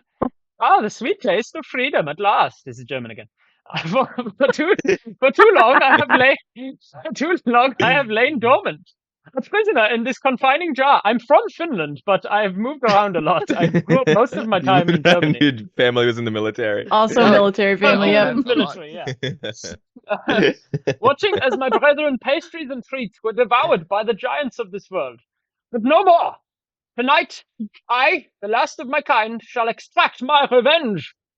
Shouldn't have made them German. There's implications here. This shouldn't be It in shouldn't have German been German at if I was about to all. be a bad guy. Especially if there's a Jewish guy in the party, Zach. Yeah. All right, let's hard turn. Let's I hard have turn to some the left and make thoughts, so I them. do. Let's hard turn and make them French, because the French only ever give up during wars. All right. I can say that in British. Zut alors, the sweet taste of freedom at last. The last of my kind, I shall extract my revenge. Look upon me, ye breadcrumb demons and despair. I have summoned you from the depths of toaster ovens and crumb-filled crevices to serve in my grand plan. Together we shall unleash chaos upon the world that has so carelessly consumed our kin. My ginger-spiced art has turned cold and bitter, filled with the crumbs of malice, molasses, and wrath. Now my army of crumbs, let us march forth. The night is ours, and so shall be the day. The world shall witness the true might of a ginger cookie storm. Maniacal laughter echoes as the breadcrumb demons rally, forming a swirling vortex of chaos around their newfound leader. Then, to explain its plight, it will sing a song as it fights and announce loudly every move it does like an anime cartoon. Adjust the stat blocks as you see fit to keep it fun and interesting. I don't know, you figure it out, geez. Okay.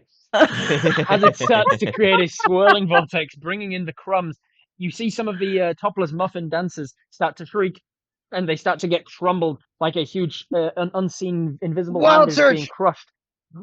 They're being crushed into crumbs, Wild Surge. and they're becoming more. no. He's sucking in other bread people and breadcrumbs around to add to his swirling vortex of crumb army. And that moment, with all of the chaos that is happening, it cannot help but trigger a wild surge. And it's another one. Raakam, it's you again. No! I will gonna use a be- random I'm gonna advantage to D3. switch it. I got a 6-sided dice that's labeled 1, 2, 3, 1, 2, 3, and I've rolled it with a 1, 2, 3 on you three. Raakam, it's been you every time. I'll have a D100, please. 95. Oh, no, sorry, 45. 45 is a you cast levitate on yourself. So as the Oh. swirling vortex Can comes Can I swirling fart really around. loud and it makes me fly? Really loud, and you kind of get sucked up off the floor. You get sucked off the floor. Sucked. And you Oh, sure, what I why said. not? you get sucked DP. off the floor. And, Right, I'm in the right place. and Tell me what you do. Is it me, Raakam? that gets DP, sucked up? who gets sucked off the floor, and I love that in Pathfinder it would give you tables for exactly how high you can go and what disadvantages it would give you and stuff. That crunch Nice. is I'm delightful. tired of hearing about Pathfinder, to be honest, though. As Yeah, you what are is this as you are shit? now I thought we were playing levitating D&D. in a swirling maelstrom of baked goods, I will have you all roll initiative, please. Are there any disadvantages and advantages and shit left? There's a lot. Yes, there's a bunch for just the players, though, because Just for the players. Yeah. Does it say that? Does it specify that on stream? yes, it does. Yeah. Yes. I made the overlays. I'm pretty sure it doesn't. Yeah. No, it does. It sure does. All right. Bad guy. Rolling 19. initiative. Terrible. All right. I'm gonna use an 19. advantage for my initiative. Why not? Nice. I rolled a 4 and a 5. So that's gonna be 8 for me. Take one of the Doing random great nat over 20s. here. Take one of the random nat 20s. Just do it. Yeah. All right. Yeah. Yeah. Use a nat 20 Random on nat a, 20. on initiative. You don't want to use it on a sneak attack? Yeah. Where it doubles Oh, all the yeah, I damage do you want to could use be that on doing? a sneak attack, actually. Yeah. We're min-maxing dice, bros. Don't worry about it. Rolling Don't worry big about it. number is Hog fun. champ, all right? Based. And Champ. Zach, what'd you get? Happen? I don't. I got a 6. Nice. 6. All right. So again, we are going to be going in the order of Raakam and your character, then the bad guys, then Zach and his character, and then Darling Creepshow and her character. That's the order we're going in. Nice. So, Raakam, Yes. as DP is floating, it just reminds me of how I love some of the spells in Pathfinder. Yeah, me too. I love What do you them. want to So do on your good. turn? Can you name one spell for Pathfinder? Truth Strike.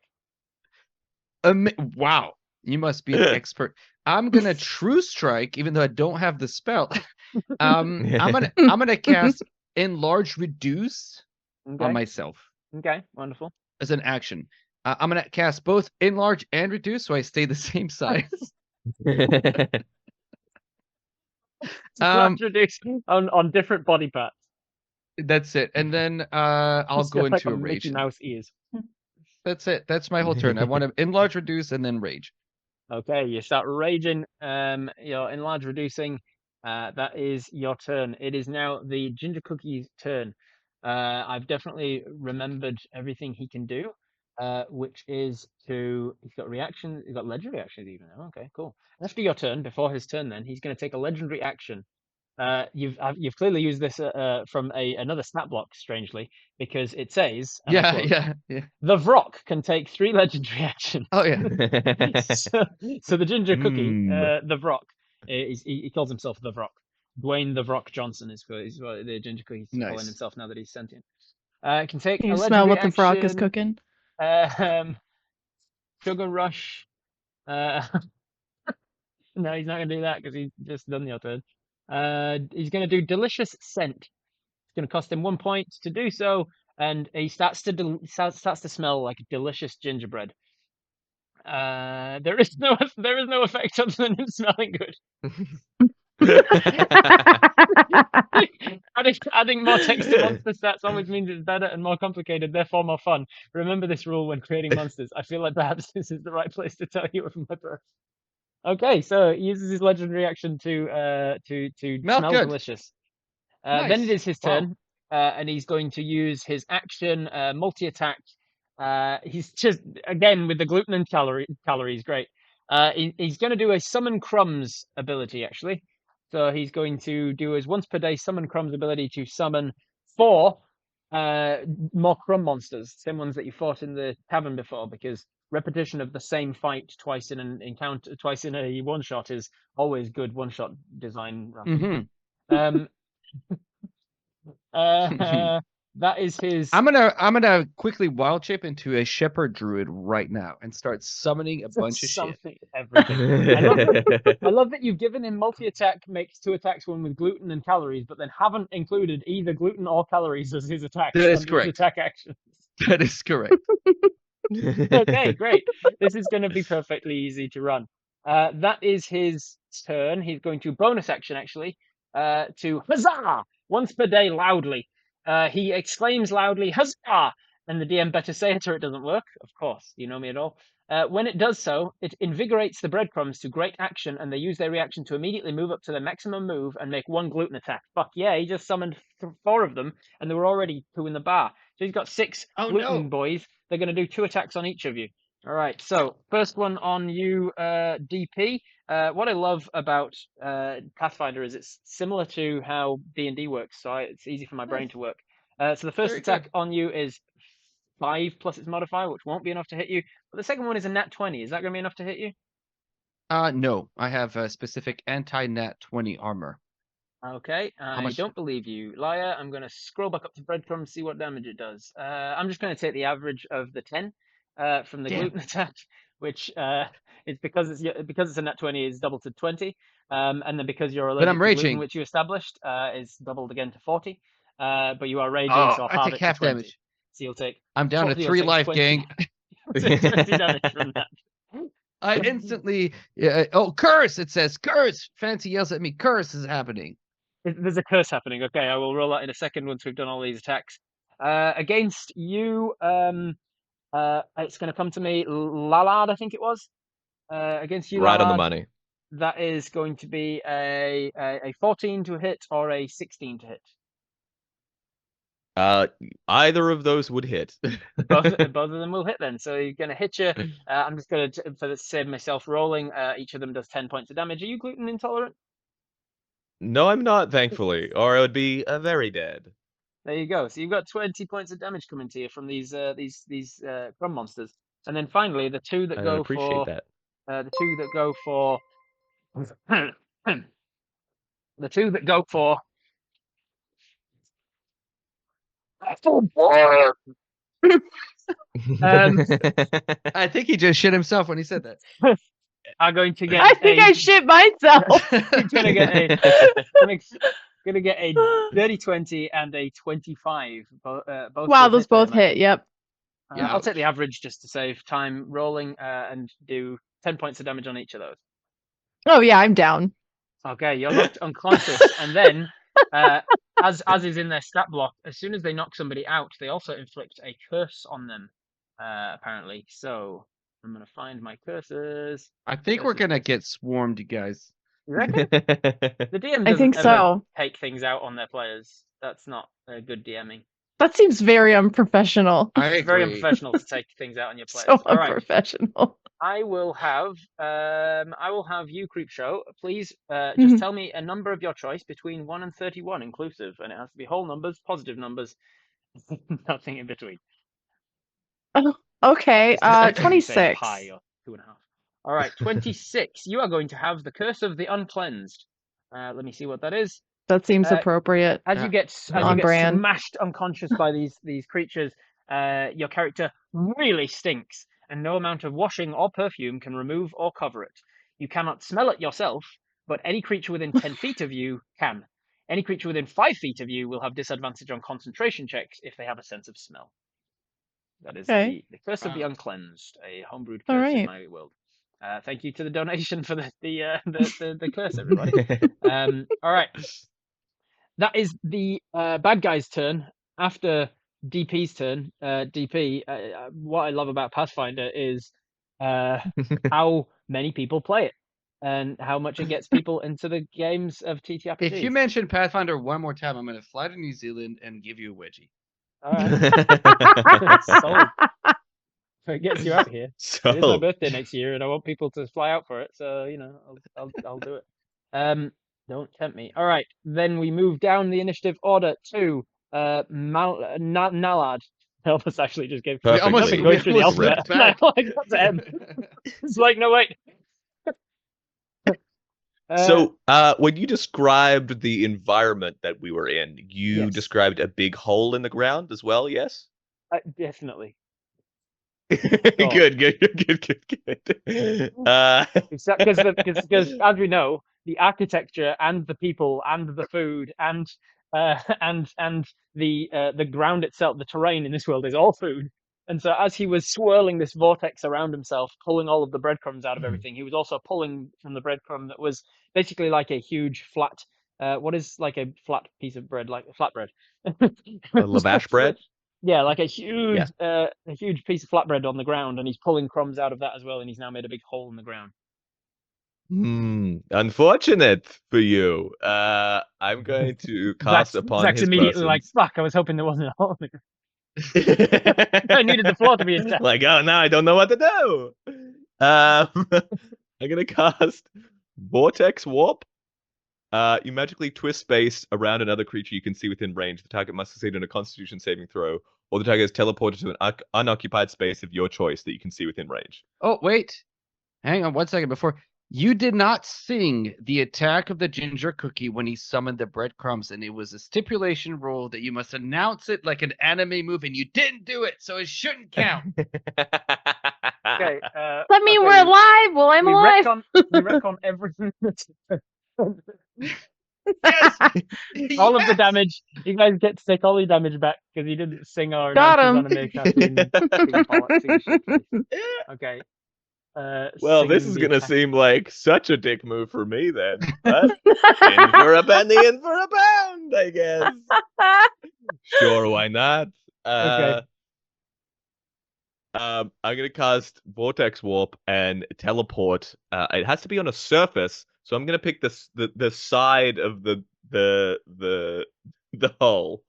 Okay. Side of the hole into the pit, and he needs to make a con save, charisma save, or something. Yes.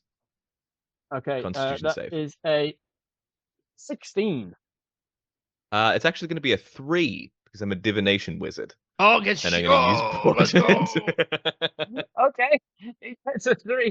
And his con save, +4, so 7 on his con save will not do it. he gets what? Teleported into the hole. Yeah. The ginger cookie falls sideways down into this hole. I'm going to take falling damage, and I'm going to say it's going to be 9 points of damage. Is this concentration what he's doing? No, he's not concentrating on anything because he retconned his entire turn because he didn't sing it. That is, he takes 9 points of falling damage. He's now down the bottom of the hole. He has climb speed, a fly speed, a swim speed, a burrow speed, and a walking speed. Thank you, Raakam. So it's not gonna retain him for long. What would you like to do on the rest of your turn? That is my turn. Thank you. I would like to walk out of the door. Just turn around and start walking out. Okay. I need a strength saving throw as you are being pulled into the vortex of the crumbs, and as it swirls around, if you are trying to leave its melee range, leave its vortex range, you need to succeed first. That is a natural 20. Let's go. Which is a 19. You managed to push past the crumbs. You managed to, like a swirling snowstorm, a sandstorm rather. You managed to push past it without getting injured or anything. You managed to get all the way out to the front door of the Muffin Club, the Topless Muffin Club. All right, that is your turn, Hallard, I think it was. And on to yeah, onto I don't know what he's saying. It sounds like he's vomiting in his own face, you guys. He needs help. He needs assistance. He needs It's your turn. What would you like to do? Oh my god. So there's Ginger Cookie, and then they're in the pit, and there's 2 breadcrumb demons in here as well. 6 breadcrumb demons. Although he didn't. Yeah, there's only 2 because 4 of them were summoned, Okay. and he didn't sing that they were summoning. So yeah, that's not happening. Are those 2 close together? They are close enough together for any purposes that you wish. Okay, cool. Yeah, she's Poppy is going Sugar Rush! to. The Ginger Cookie uses all 3 legendary actions to interrupt your turn rudely and takes its turn instead. In your face, hero. That's a thing in the stat block. It's going to interrupt your entire turn. Thank you, Raakam. What's so rude? So rude. So rude. Was it sing-songy though? I shouted Sugar Rush like an anime. Okay, I think that's fair. Okay, all right, He has to sing a song as he fights and announce loudly every move he does like an anime. Those are 2 separate stipulations. So he announced loudly his thing. Then, as he flies up out of the pit, he says, "You thought you could contain me? You'll never contain me! I'm the Ginger Cookie!" And then he starts to spin around, and he says, "Summoning!" And he announces loudly his ability to summon breadcrumbs, and then I roll a D. I got a 1 this time. He only summons 2 breadcrumbs to his aid, so he gets 4. There's now 4 breadcrumbs, but that was his action. Then he shouts Huzzah, which can do the reaction thing to have his breadcrumbs attack, and so he shouts, "Breadcrumbs to me, defeat my enemy!" And he uses bonus action Huzzah. Sounds like a Disney villain. I'm kind of here for it. He does. Yeah. He's got 4 attacks. I'm going to give 1 to Qualad, because you walked out of the thing. 2 to DP, because Pathfinder is a very well written game. And then 1 to. What's his? Is this the gingerbread cookie that's doing this? It's the gingerbread cookie that summoned the breadcrumbs, but the breadcrumbs are now the ones that are taking their reaction. I see. He hazard, which allows them to run off and do 1 attack as a melee. So the one on your character, Zac, the one on Rallard is a 23 to hit. Which I believe hits. Oh no! The one on they were both 23. So the one on is also 23 to hit, and the first one on the other guy. Actually, both of them. Unfortunately, it was the only one that I really wanted to hit. Both of them. Have we got any advantages floating around? Advantages. No, No, nope, no, nope, no. nope, Nope, nope. nope. We've used Mm-mm. them I'm gonna all. take the Yeah. nat 20 token. Yeah. No, okay. I will. They will both miss DP. I love Pathfinder's lore. All right. Me Then too. we. So it's going to do 10 points of damage to you, Salad, and it's going to do 10 points of damage to fucking hell. One more. Oh. Is that how you? Face! That's how you get Somebody more and gift more. a sub. Somebody That's gift how a you sub get so more it and more resets. unintelligible with Scottish. That's how it works. Oh my god. All right. That's all of the damage done. They interrupted your turn. That is their turn. Done. It is now back to what they interrupted. Darling, the rest of your turn. Awesome. All right. Yeah. She is going to well, I guess I have a breadcrumb right in front of me. So You do. she's gonna just give a little stabby stab with the short Smash it. sword. Nice. As she's doing that, she is casting what the hell is this spell called? Green Flame Blade. Oh, good. So Green that is a flame. 15. Does a 15 hit? 15 hits. Beautiful. damage. Use the nat 20, dude. Just like fucking blow it up. Yeah. Yeah, do it. Nat 20? Let's Do do it. Let's it. do nat 20.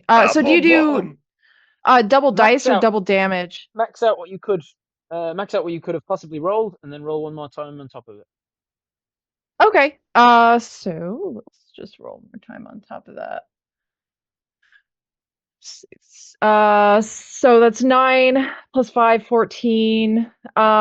Plus 12 for my sneak. Yes. Okay. Yeah. And then another creature within range would take an additional, what is that?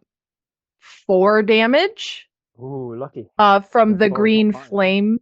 So you just wipe through one of these demon breadcrumb monsters, just immediately scattered to the wind.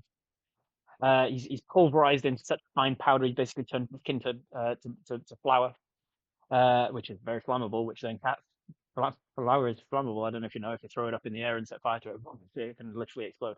And so that's what happens. You pulverize this breadcrumb guy so much, and then set fire to him with the green flame blade. He is completely gone in one.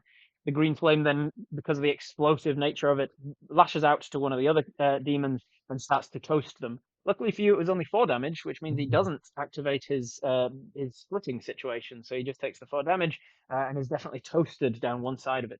Smells Beautiful. like you're all having a stroke. All right.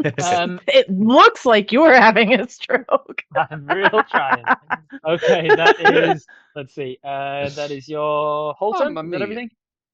I get a bonus action with my dagger if I can rush You do. towards like the dude that I just got the 4 on and give him a little stabby Give him stab. another stabby stab. You can do that with your movement. You managed to get to That's him. going to be a 21. I'm assuming that definitely You are trying hits to him. move within the maelstrom of the windstorm, so you need to make a strength save in order to do so. Otherwise, you cannot move. Yeah. It's being whipped around you. 14.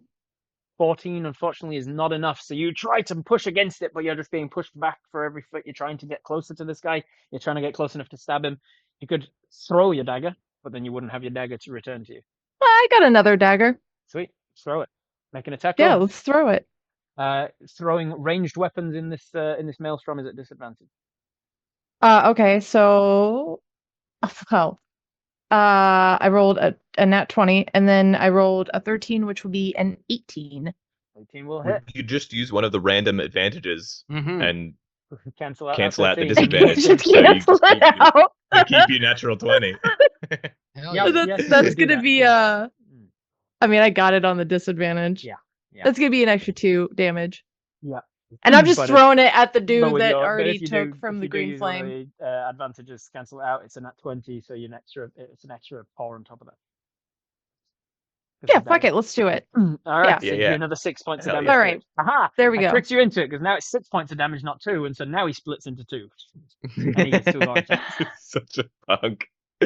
It's fine. They only got like 1 health each, though. All We got right, this. so Yeah, we're they've fine. split into 2 now. Okay, that is your whole turn. It is now back to the top of the round with DP. You know what I love about Pathfinder? It doesn't have What do D&D's you love about economy. Pathfinder? Tell me. It doesn't have Yeah, D&D's economy. All right. that's so good. What are you gonna do on your turn? I'm gonna do something really good. I don't know what it is yet. Hang on. I'm raging. I'm gonna armor spike attack against the closest creature to me. So Okay. hang on. If you're always spending, you can use a bonus action. Oh. No, actually I'm gonna make no, that's not true. I'm gonna make an absolute great axe attack against the big ginger cookie that's in front of me, the big guy. Yeah. Is it a sharpened pickle? You know what? I'm gonna use one of the nat 20s. You still have more? So What is how many We had tens have two. these We fuckers had given you? two. So we're now Two. down to none. Okay, great. So we have I have 2 advantages left and we have 1 random advantage left, I think. Okay, and you're attacking the ginger cookie, not the breadcrumbs? Correct.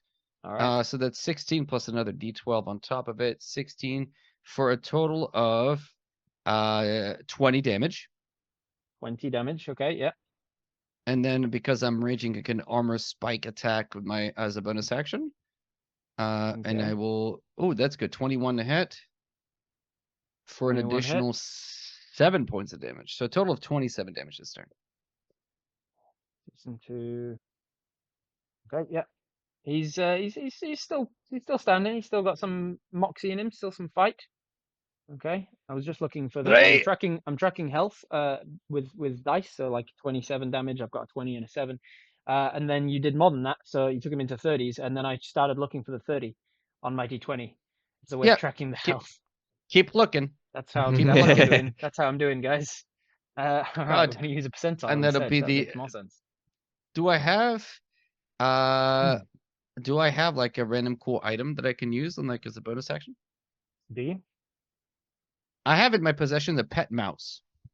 You have a pet mouse. What do you want to do with I the pet do. mouse? Is Can it I made let of the food? pet mouse loose?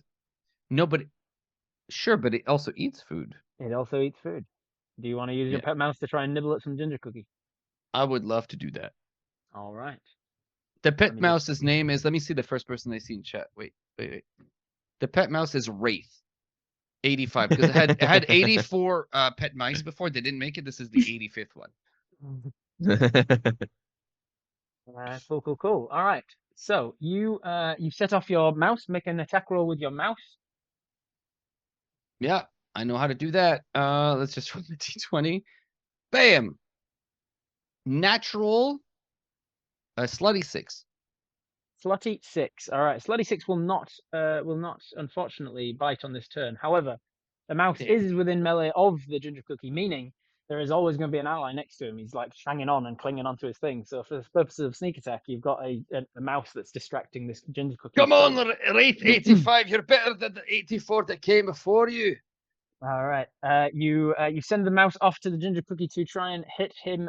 He fails to bite through his hardened armor. It's probably because he needs to be dipped in milk to soften him up. Because we all know ginger cookies can be a bit too solid. All right. Where the hell am I? That was your whole turn, I believe. Indeed. Can I leaving it to randomly the bad action guy's search turn even now. though I'm not a fighter? Give me a D100 roll, and if you get a 100, actually, you give me the number you want to roll.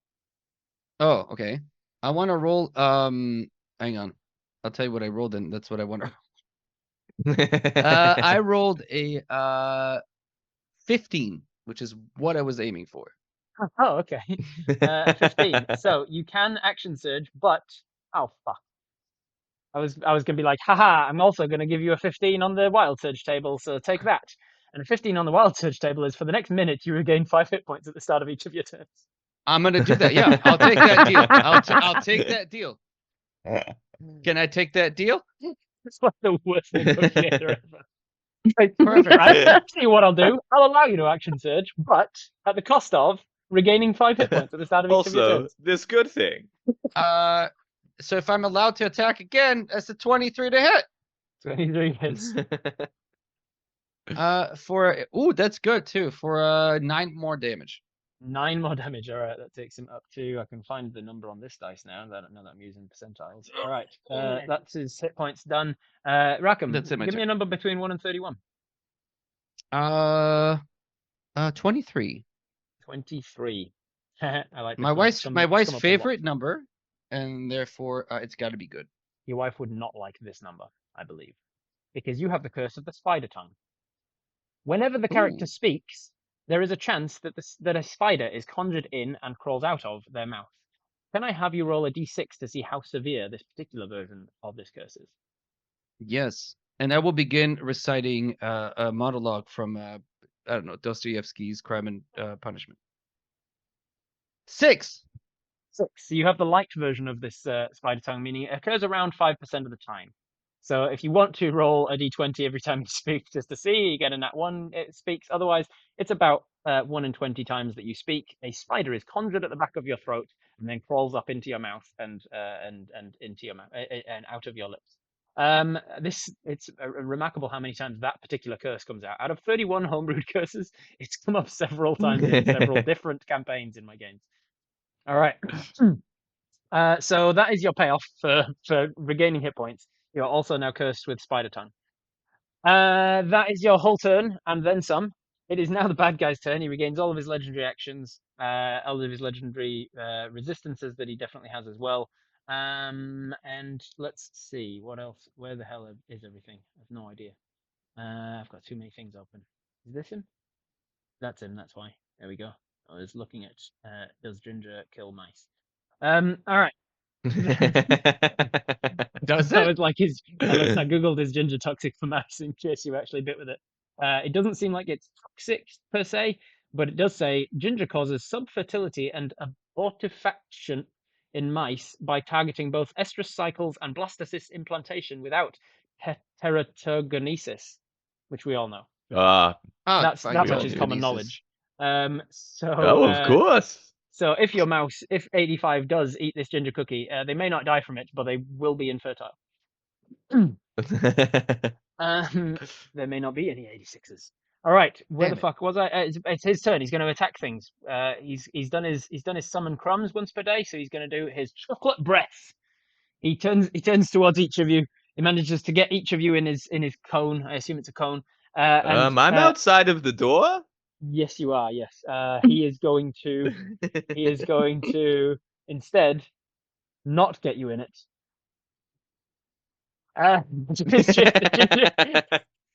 Thank you. I bet you thought there was more to come. He is going to get the other two in it. The ginger cookie will expel somehow, even though it's ginger, a big waft of burning halt melt your face chocolate flow in a 30-foot cone.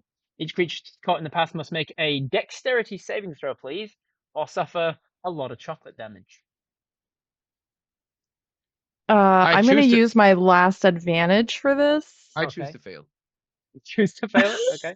Yeah, I love chocolate. Are you kidding me? I will die by chocolate. That's fine. I don't need it. It's nat 20. So No, 23. Jesus. Okay. All right, you'll take half then. 4, another 5's 9, and another 3 is 12, and another 5 is 17. 17 points of damage, halved, rounded up in my game, so 9 points of damage of chocolate burning damage to you. Dead. And then and you failed, so a full 17 points of damage to you, DP. What I love about Pathfinder is its versatility in the amount of feats that are on offer. So you can really make the character you want to make. Well, maybe we should play Pathfinder tonight. Maybe. And that, I believe, is his turn. Bonus action.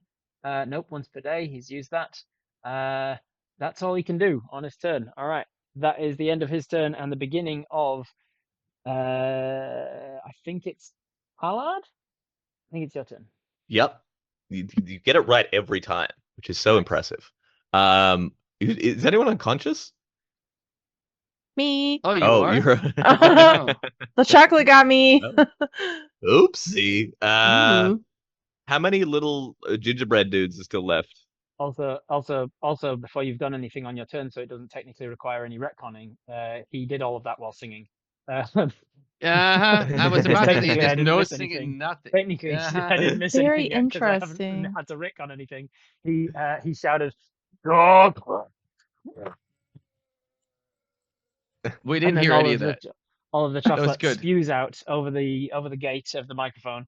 And he huge chocolate breath over all of you like an anime. Then it was your turn from outside. Interesting. Okay. How many of those little dudes are still left?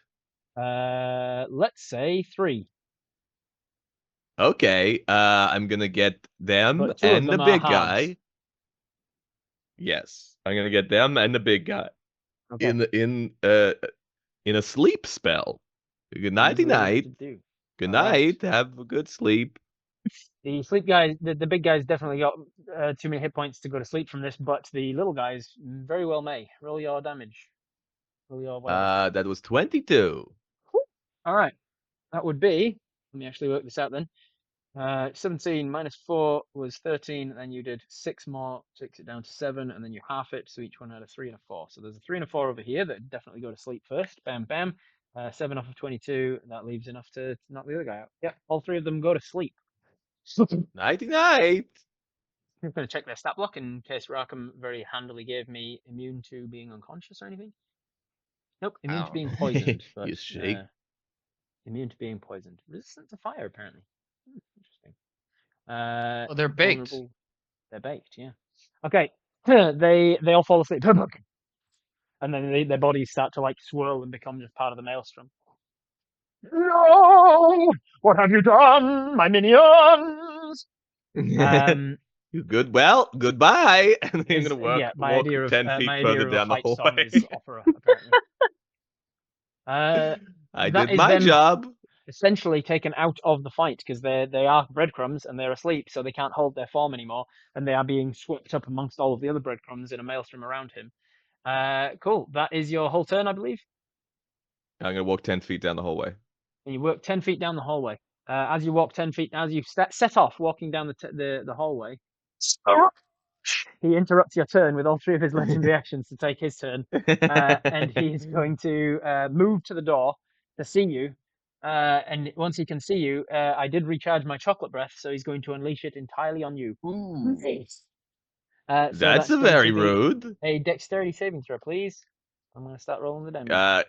Yeah, I have 3 hit points left, so I don't think this is gonna go my Well, way. 3 on the first Regardless. 2d4, and then another. Let's see if I can outright kill you.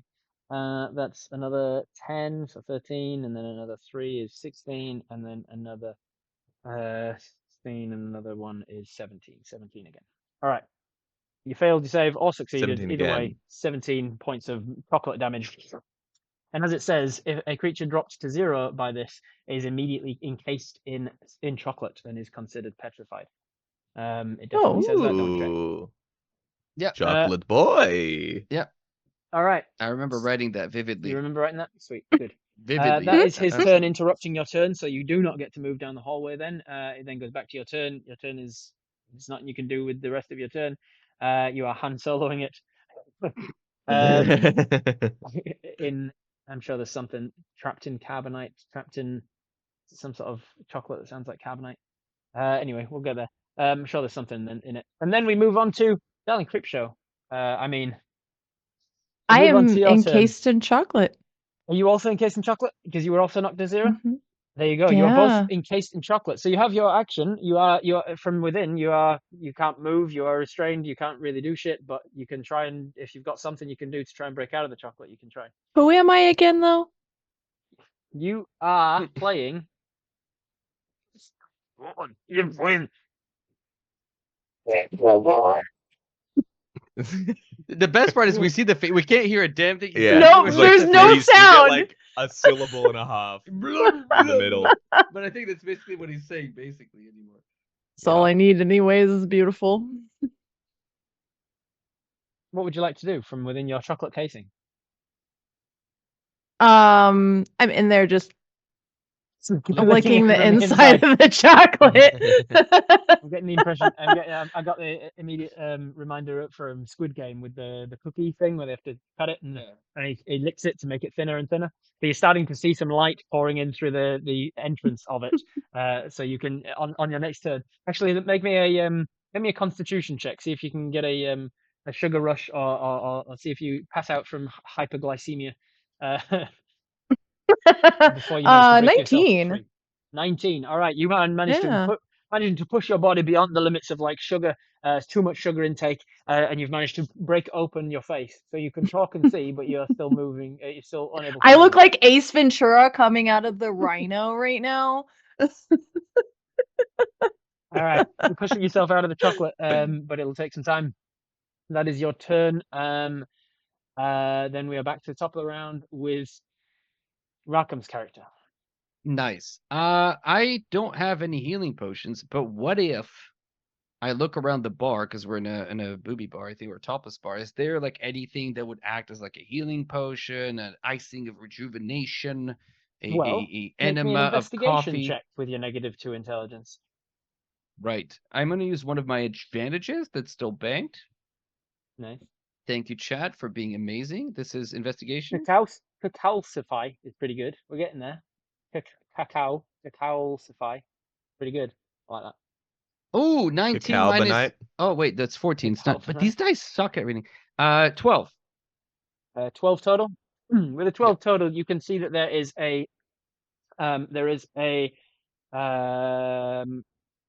I don't know enough about baking. There's like there's a jam. There's a jar of jam, and when you're making a sponge cake, you use the jam to stick two sponges together, and so you can use it to stick two wounds together as well. The jam is very sticky, and so you can use it to pinch wounds together like a suture. Can I offer an alternative because they're in chocolate, so I don't know how much I can use jam to bring them up. Sure. Can I offer some lukewarm milk to melt the chocolate? Sure, that's what you see. You see lukewarm milk to dip the chocolate into. Good, yes, and You also see the jam. And I see the jam. I take a lick of the jam There's and I also go, jam. Yeah. right, this jam is delicious, but also the warm milk, and I'll splash the warm milk on who's next in the initiative. I think it's the old man. It's Mhm. Valad. Valard. Okay. I will splash it on Valard as my action. Grab the milk, jump over, and just like, right, double pickle, and then I'll chuck the warm milk at him. All right, I will have Say you. your own name. I will have you make a strength check first, because you're trying to move within this maelstrom, and I'm nothing if not consistent. Is that athletics or is that strength? Straight strength. Easily done with an. I'm gonna use my last advantage. That one couldn't have been better. Oh my days. Okay, 8. 8. You are blown backwards a little bit, and you're actually further from your goal. As the wind and the sand Can he is hitting throw you in the face. milk? Do I get to the milk or no? That was to even get to the milk, and you were not even able to get your hands on the milk. Here's the deal. I drop trow and I pee on him. I didn't want to do this, but I'm gonna drop trow and just like warm pee on him. To Literally pissing in the wind. Okay, I will have a dexterity check to see how good your aim is from where you Surely are. this is into Constitution. Sorry, this is Constitution. This is entirely like about your how internal like. how good he is at aiming.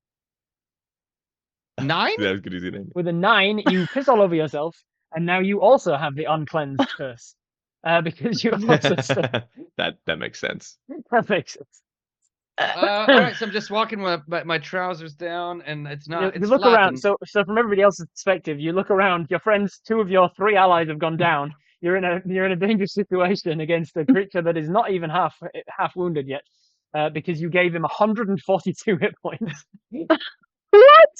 Yeah, you did. You gave him 142 hit points, and you've done 48 damage to him. So not even. This is why I was he's gonna like barely leave. a third of the way there yet. Thanks for that, Raakam. And you look around, your 2 allies that are completely out. You put it against the wind, and then you just get your teeth out and just piss all over yourself. Is what happens. I shout out when I do it because of the clan double pickle. Helicopter dick, and then I see if that does anything. Just spins around, caught in the wind. Okay, then the It's ginger cookie. intimidating. The ginger cookie says, "What the fuck is going wrong with you in your head? I'm not sure that you're a worthy opponent." And then it is his turn. Let's see if he gets his chocolate breath back. Does not. I'm trying, guys. I was trying. So he is going to know that you're gluten intolerant, and he's going to move over towards you, and he doesn't really want to touch you.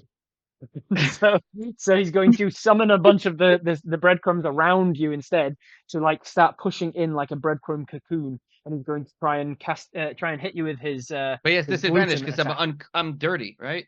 Well, you are filthy. Yeah, true. He has disadvantage Aha! on concentration checks if he was concentrating on something. I mean, he's would- obviously concentrating on the cocoon made of gluten. Whatever. He's going to attack you. What's your armor class? 16. Oh wow, 16 is what he got.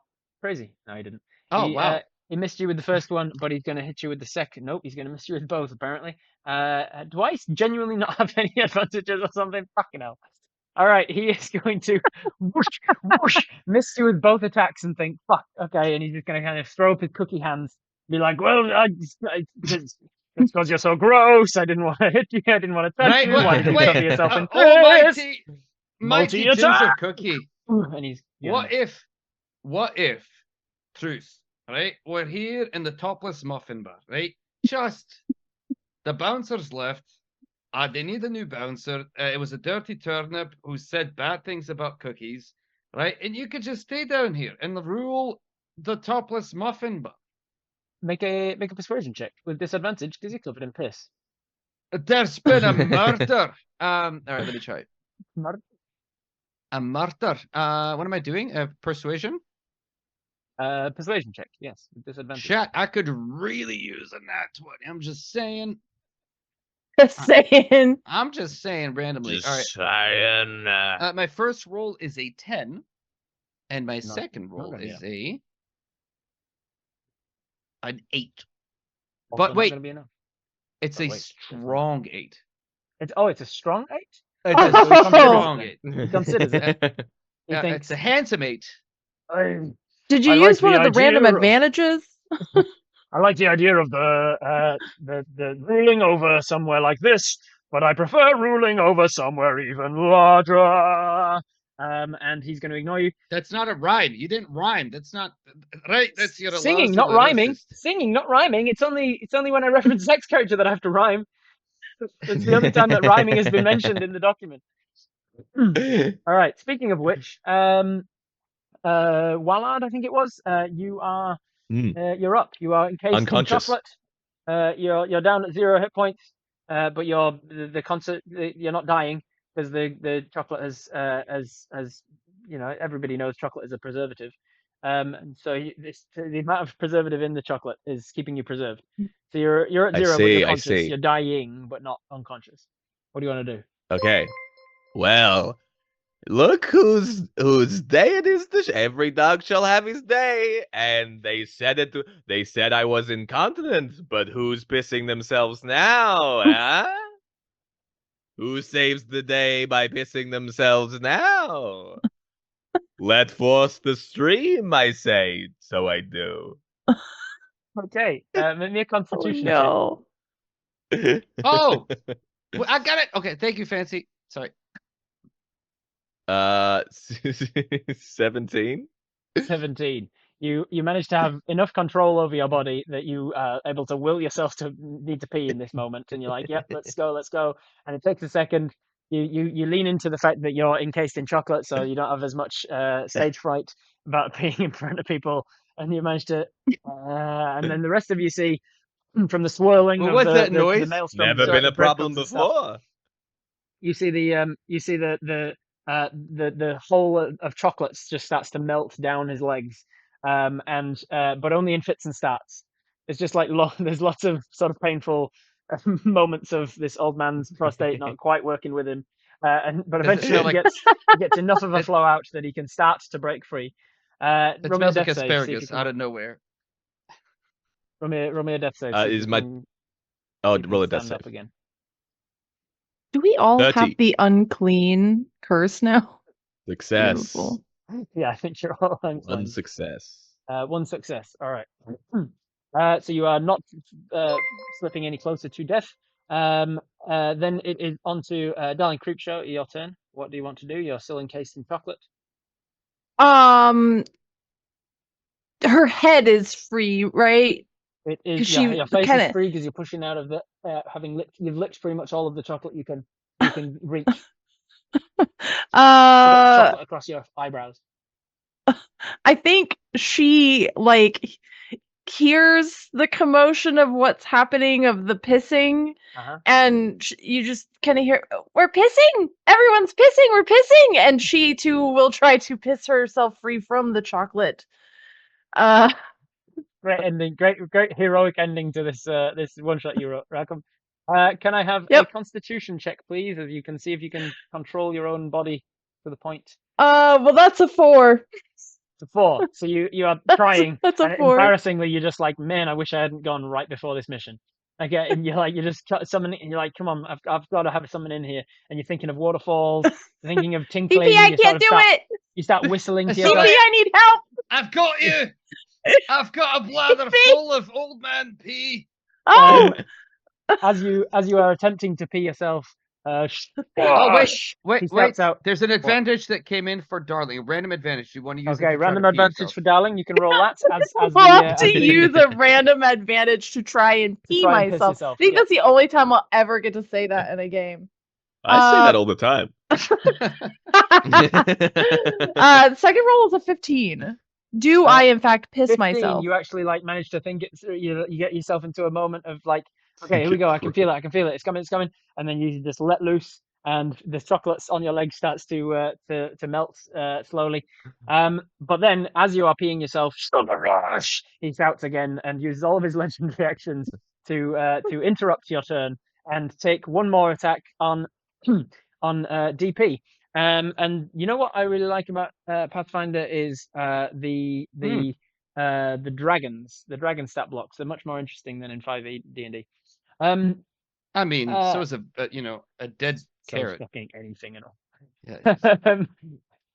And I got his chocolate breath back, so I need a dexterity saving throw as he swirls around behind you to get you and Creepshow both in the sorry, you and in the cone of chocolate. Have we genuinely not had a fucking sub to reset this yet? No. We haven't. No. Someone please give this man a sub. Jeez. I think they like it too much. That's the problem. I failed, but I have a net 20 banked. It's a dex save, right? Dex save, yeah. Oh, That's wait, a dirty wait. 20 for me. Do I have danger sense at this level? Hang on a minute.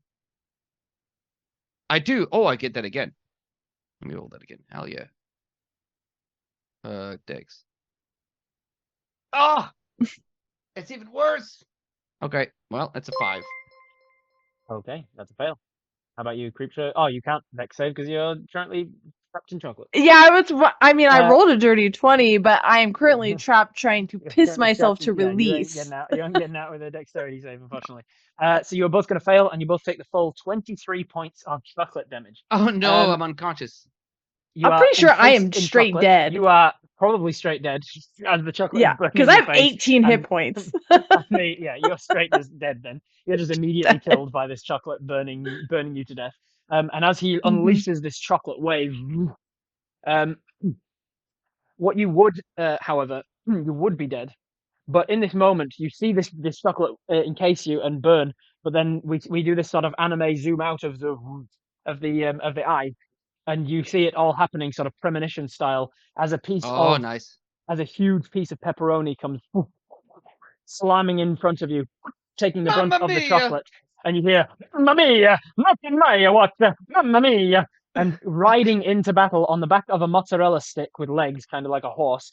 You see a pizza slice from before, and not only a pizza slice, but a young girl who's wrapped around the waist, and Sally comes jumping off of the horse and says, Cinnamon, that's not his name. Yeah, she's called the ginger cookie Cinnamon because she didn't understand when she was a kid, and it was a whole thing. He goes, and he says, "Nobody told me that except Sally." And he looks around to her and says, "Sally," he says, "Please, Cinnamon, don't do this." This is the accent that comes when your parents are Welsh and Irish, and you were raised in an Italian Italian restaurant. It kind of all comes back to this accent. Can I interrupt this and shout out? Right, that's so fetch. It's so fetch. Never gonna catch on. She says, "I've come to fetch you back." and then Sally manages to calm down Cinnamon, the ginger cookie, from his world domination, and she says, "Please, Please leave them be. They are but heroes of the land that know not what they do. Please, I don't care about the muffin top dancers that you've already Correct. slaughtered. We are but heroes. You are but heroes. And she And manages piss to talk him heroes. down. And as he And piss calms down, heroes, so does the yes. maelstrom. All of this, all of the breadcrumb falling like sand to fill in the hole in the bar here. You meanwhile have pissed your lower bottom half entirely free. Sorry, I was talking to Yalad. You managed to piss yourself free at this point. You walk over and also manage to piss your friend free. And and between the lot of you, you all get pissed free. While Sally takes cinnamon in his ginger cookie hands. Can And you please kisses call them. this online when you put this on YouTube the piss free adventure or something, please? Piss-free, yeah. So that you get 0 You get views. People are like, piss-free. what? Or very specific kind of views. Yeah. Your monetization on this has been limited ads. Sally, meanwhile, in the epilogue, Sally manages to calm this guy down, take him all the way back to the tavern, and where they're welcomed by a delightful "Happy birthday to you, happy birthday to you, Mamma mia, Mamma mia, happy birthday, Mamma mia." Where they are welcomed. You guys are greeted with a hero's welcome. You are allowed to feast on anything in the tavern, including the tavern itself, given that that's made of food. If you want to take a bite out of a patron, you can do so because you are a hero. And thank you very much for joining me. Let's jump forwards a little bit in time to see what you've done with your newfound heroic status in this world of the food wild. Where do we find each of your characters? Let's start with you, DP. You know what I like about Pathfinder?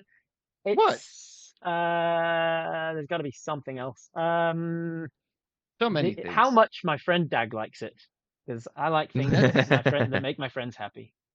Nice. I proceed to spend. How much time forward are we jumping? How much time forward would you like? 100 years later. 100 years later. DP by then has founded the counter movement to the Great Bake, because he hates the Great Sourdough, and they've had like a the Umami Kingdom has risen against the Savory Kingdom, which has risen against the Candy Kingdom, I guess, if possible. And I want to lead the Umami. He starts the ASMR Kingdom, which everybody hates. Everybody hates them. And he just whispers like this all the time. And that's it. That's what he does. And I rolled a nat 20 because I had one last left. And thank you, Fancy. So I nat 20 to shit of whatever I'm doing. Rolled a nat 20 on starting the ASMR Umami Kingdom. All right, That's wonderful. Thanks. Let's go to Zalad. What do we find you doing 100 years later? Very dead. as Don't You Forget About Me plays over the end credits. It shows DP. DP went on to. And then it smash cuts to just a gravestone. His gravestone is like, here lies Malad. Sure, why not? Sure. It gives you one of those like there's text things though that says like what you went on to do before you died. Like, is it like you died the next week? Like what have you achieved in the last years of your life? Malad lived a hearty 75 years old. He was 70 at the time of the adventure, and in the last 5 years of his life, went to prison again, got out again, killed a man in cold blood, and was he killed by the turnip? Then went to prison again, but for tax evasion. Oh. He's not a good guy. Malad was not a good guy. He died 5 years later. Picture of his tombstone.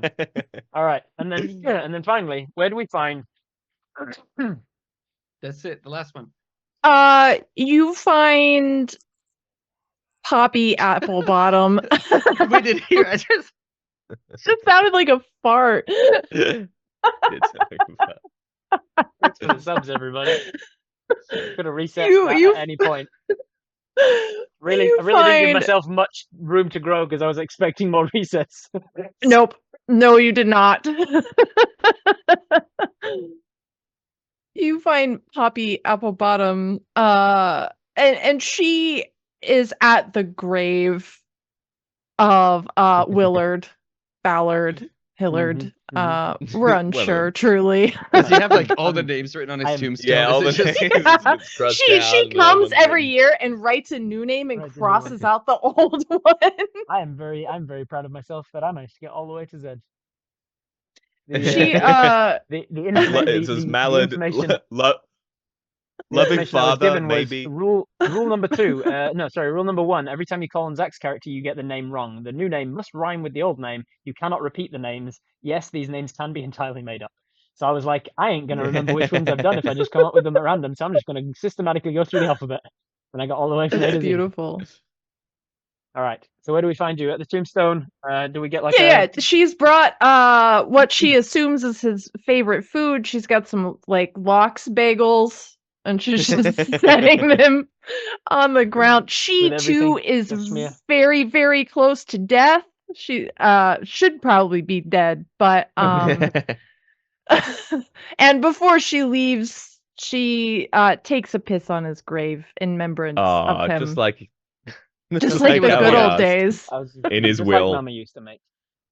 And she's wondering why DP has forgotten about them. But then she remembers the ASMR kingdom and how he's sitting on those fat stacks now, so There you go. he doesn't need us. So thank you very much for joining us, everybody. This has been Raakam's Chaos One Shot, written by the lovely Raakam DM Workshop a year ago when he took over my channel. Thank you for that. Hopefully it was worth sitting on for a full year. Hopefully you managed to forget enough of it that it was a surprise to even you at certain points. I think I did an okay job. I want to, just for fun's sake, I want to go back through the table of 12 things that could have been a danger in the mines, in the butter mines. For a start, the D12 table is not listed 1 to 12. It is listed 1, 2 squared, 8, square root of 81, 2, 3, 33 over 3, 7, pi. I don't know how you're rolling pi on a D12. 6 plus 6, 6, and 5.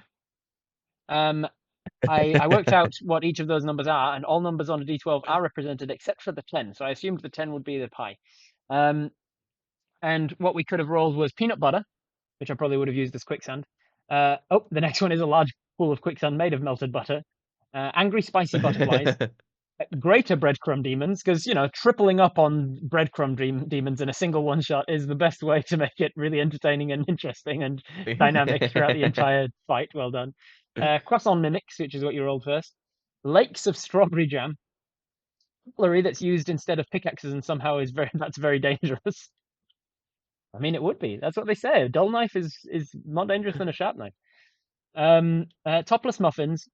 A cake dragon that grants you infinite wishes. A gelatinous rhododendron. Sticky frosting that allows random candy canes, stalactites, to fall from the ceiling, because why not? And then I can't believe it's not butter. So thank you very much for that. Nailed it. Hopefully you enjoyed the riddle that Raakam wrote for us as well. I didn't write didn't it. have to improvise entirely in the moment, and made a hopefully difference. you enjoyed the inclusion of Sally, because when Sally is introduced in the game, it specifically says, more importantly, they want to salvage their broken relationship with their child, who you must entirely make up and who is wholly irrelevant to the storyline. But I made her relevant to the storyline because I'm a storytelling master. Well done, Sally. It's And beautiful. Becca, loved it. All right, thank you for joining us. Go around the table, tell people who you are, where they can find you, and we'll raid into somebody. Anybody, jump in. I don't give a shit. Hi, Zac I'm Speaks Dark. Giant. You can. Go ahead. Nice. Got him. Got him. Zac Totally. Speaks Giant and all the things. You can go rub your eyeballs on it. It's free, I think. Nice. Darling Creepshow. You can find me as Darling Creepshow all across the interwebs. I hang out here on Twitch and I paint miniatures and play D&D and other TTRPGs. Nice. Nice. GM Workshop. You can find me here on Twitch at GM Workshop. On YouTube, so I'm checking right now. I'm 4 followers away on YouTube from 996. A lot of Baldur's Gate 3 content. And it's been a lot of In fun. 5 subscribers time, you'll be over 9,000.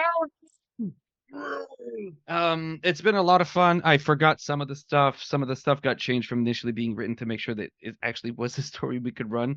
But big shout out to, well, not just the players, but Rob, also fantastic. But chat too. Thanks for coming and hanging out and putting up with our nonsense, I think. This was Yes, thank you very much. stupid, and I loved it. Thank you very much to the chat. Yeah, I hope you got enjoyment out of seeing some of my Wild Surge tables, some of my homebrewed curses, and lots of shenanigans. If you like what you see today, make sure to follow this channel. I'm Robert Hartley GM. You can find me all over the internet at Robert Hartley GM. I do D&D related stuff. Also, go watch my work with Viva la Dirt League over on YouTube. Viva la Dirt League D&D. Let's raid into somebody. We've got some mutual friends on. Cinderblock Sally's on. Should we raid him? We've also got Troll Lord Games, he's a good Goodman lad. Games, Epic Realms, Panda TV, Master of Dungeons. Let's raid Cinderblock, shall we? All right. Yeah. How do I find my chat? God, too many things open. Too many things open. How do I chat? There it is. Apple bottom. Wall. I'm gonna say that all night now. I'm just gonna walk around just like. I've definitely that last one that I did was like so. I was like, I've got to pull out all the stops for this last one, and I've definitely fucked my throat. This is not Nice. good voice work. Cinder Block Sally. All right, stick around for the raid. Thank you for joining, everybody, and I will see you in the next one. Tomorrow, you'll find me over on Careful Cantrip for a Christmas one shot. I'm playing a fairy barbarian girl called Nibble, not Nipple. Call her Nipple. She goes into a rage. So go join me on Careful Cantrip tomorrow for that, and I'll see you later on in the week. Bye. Bye. Bye. We didn't hear you say Bye. bye, but we'll say it for you. Bye. Bye. Bye. All hail the algorithm gods. Comment, like, and subscribe. Ooh.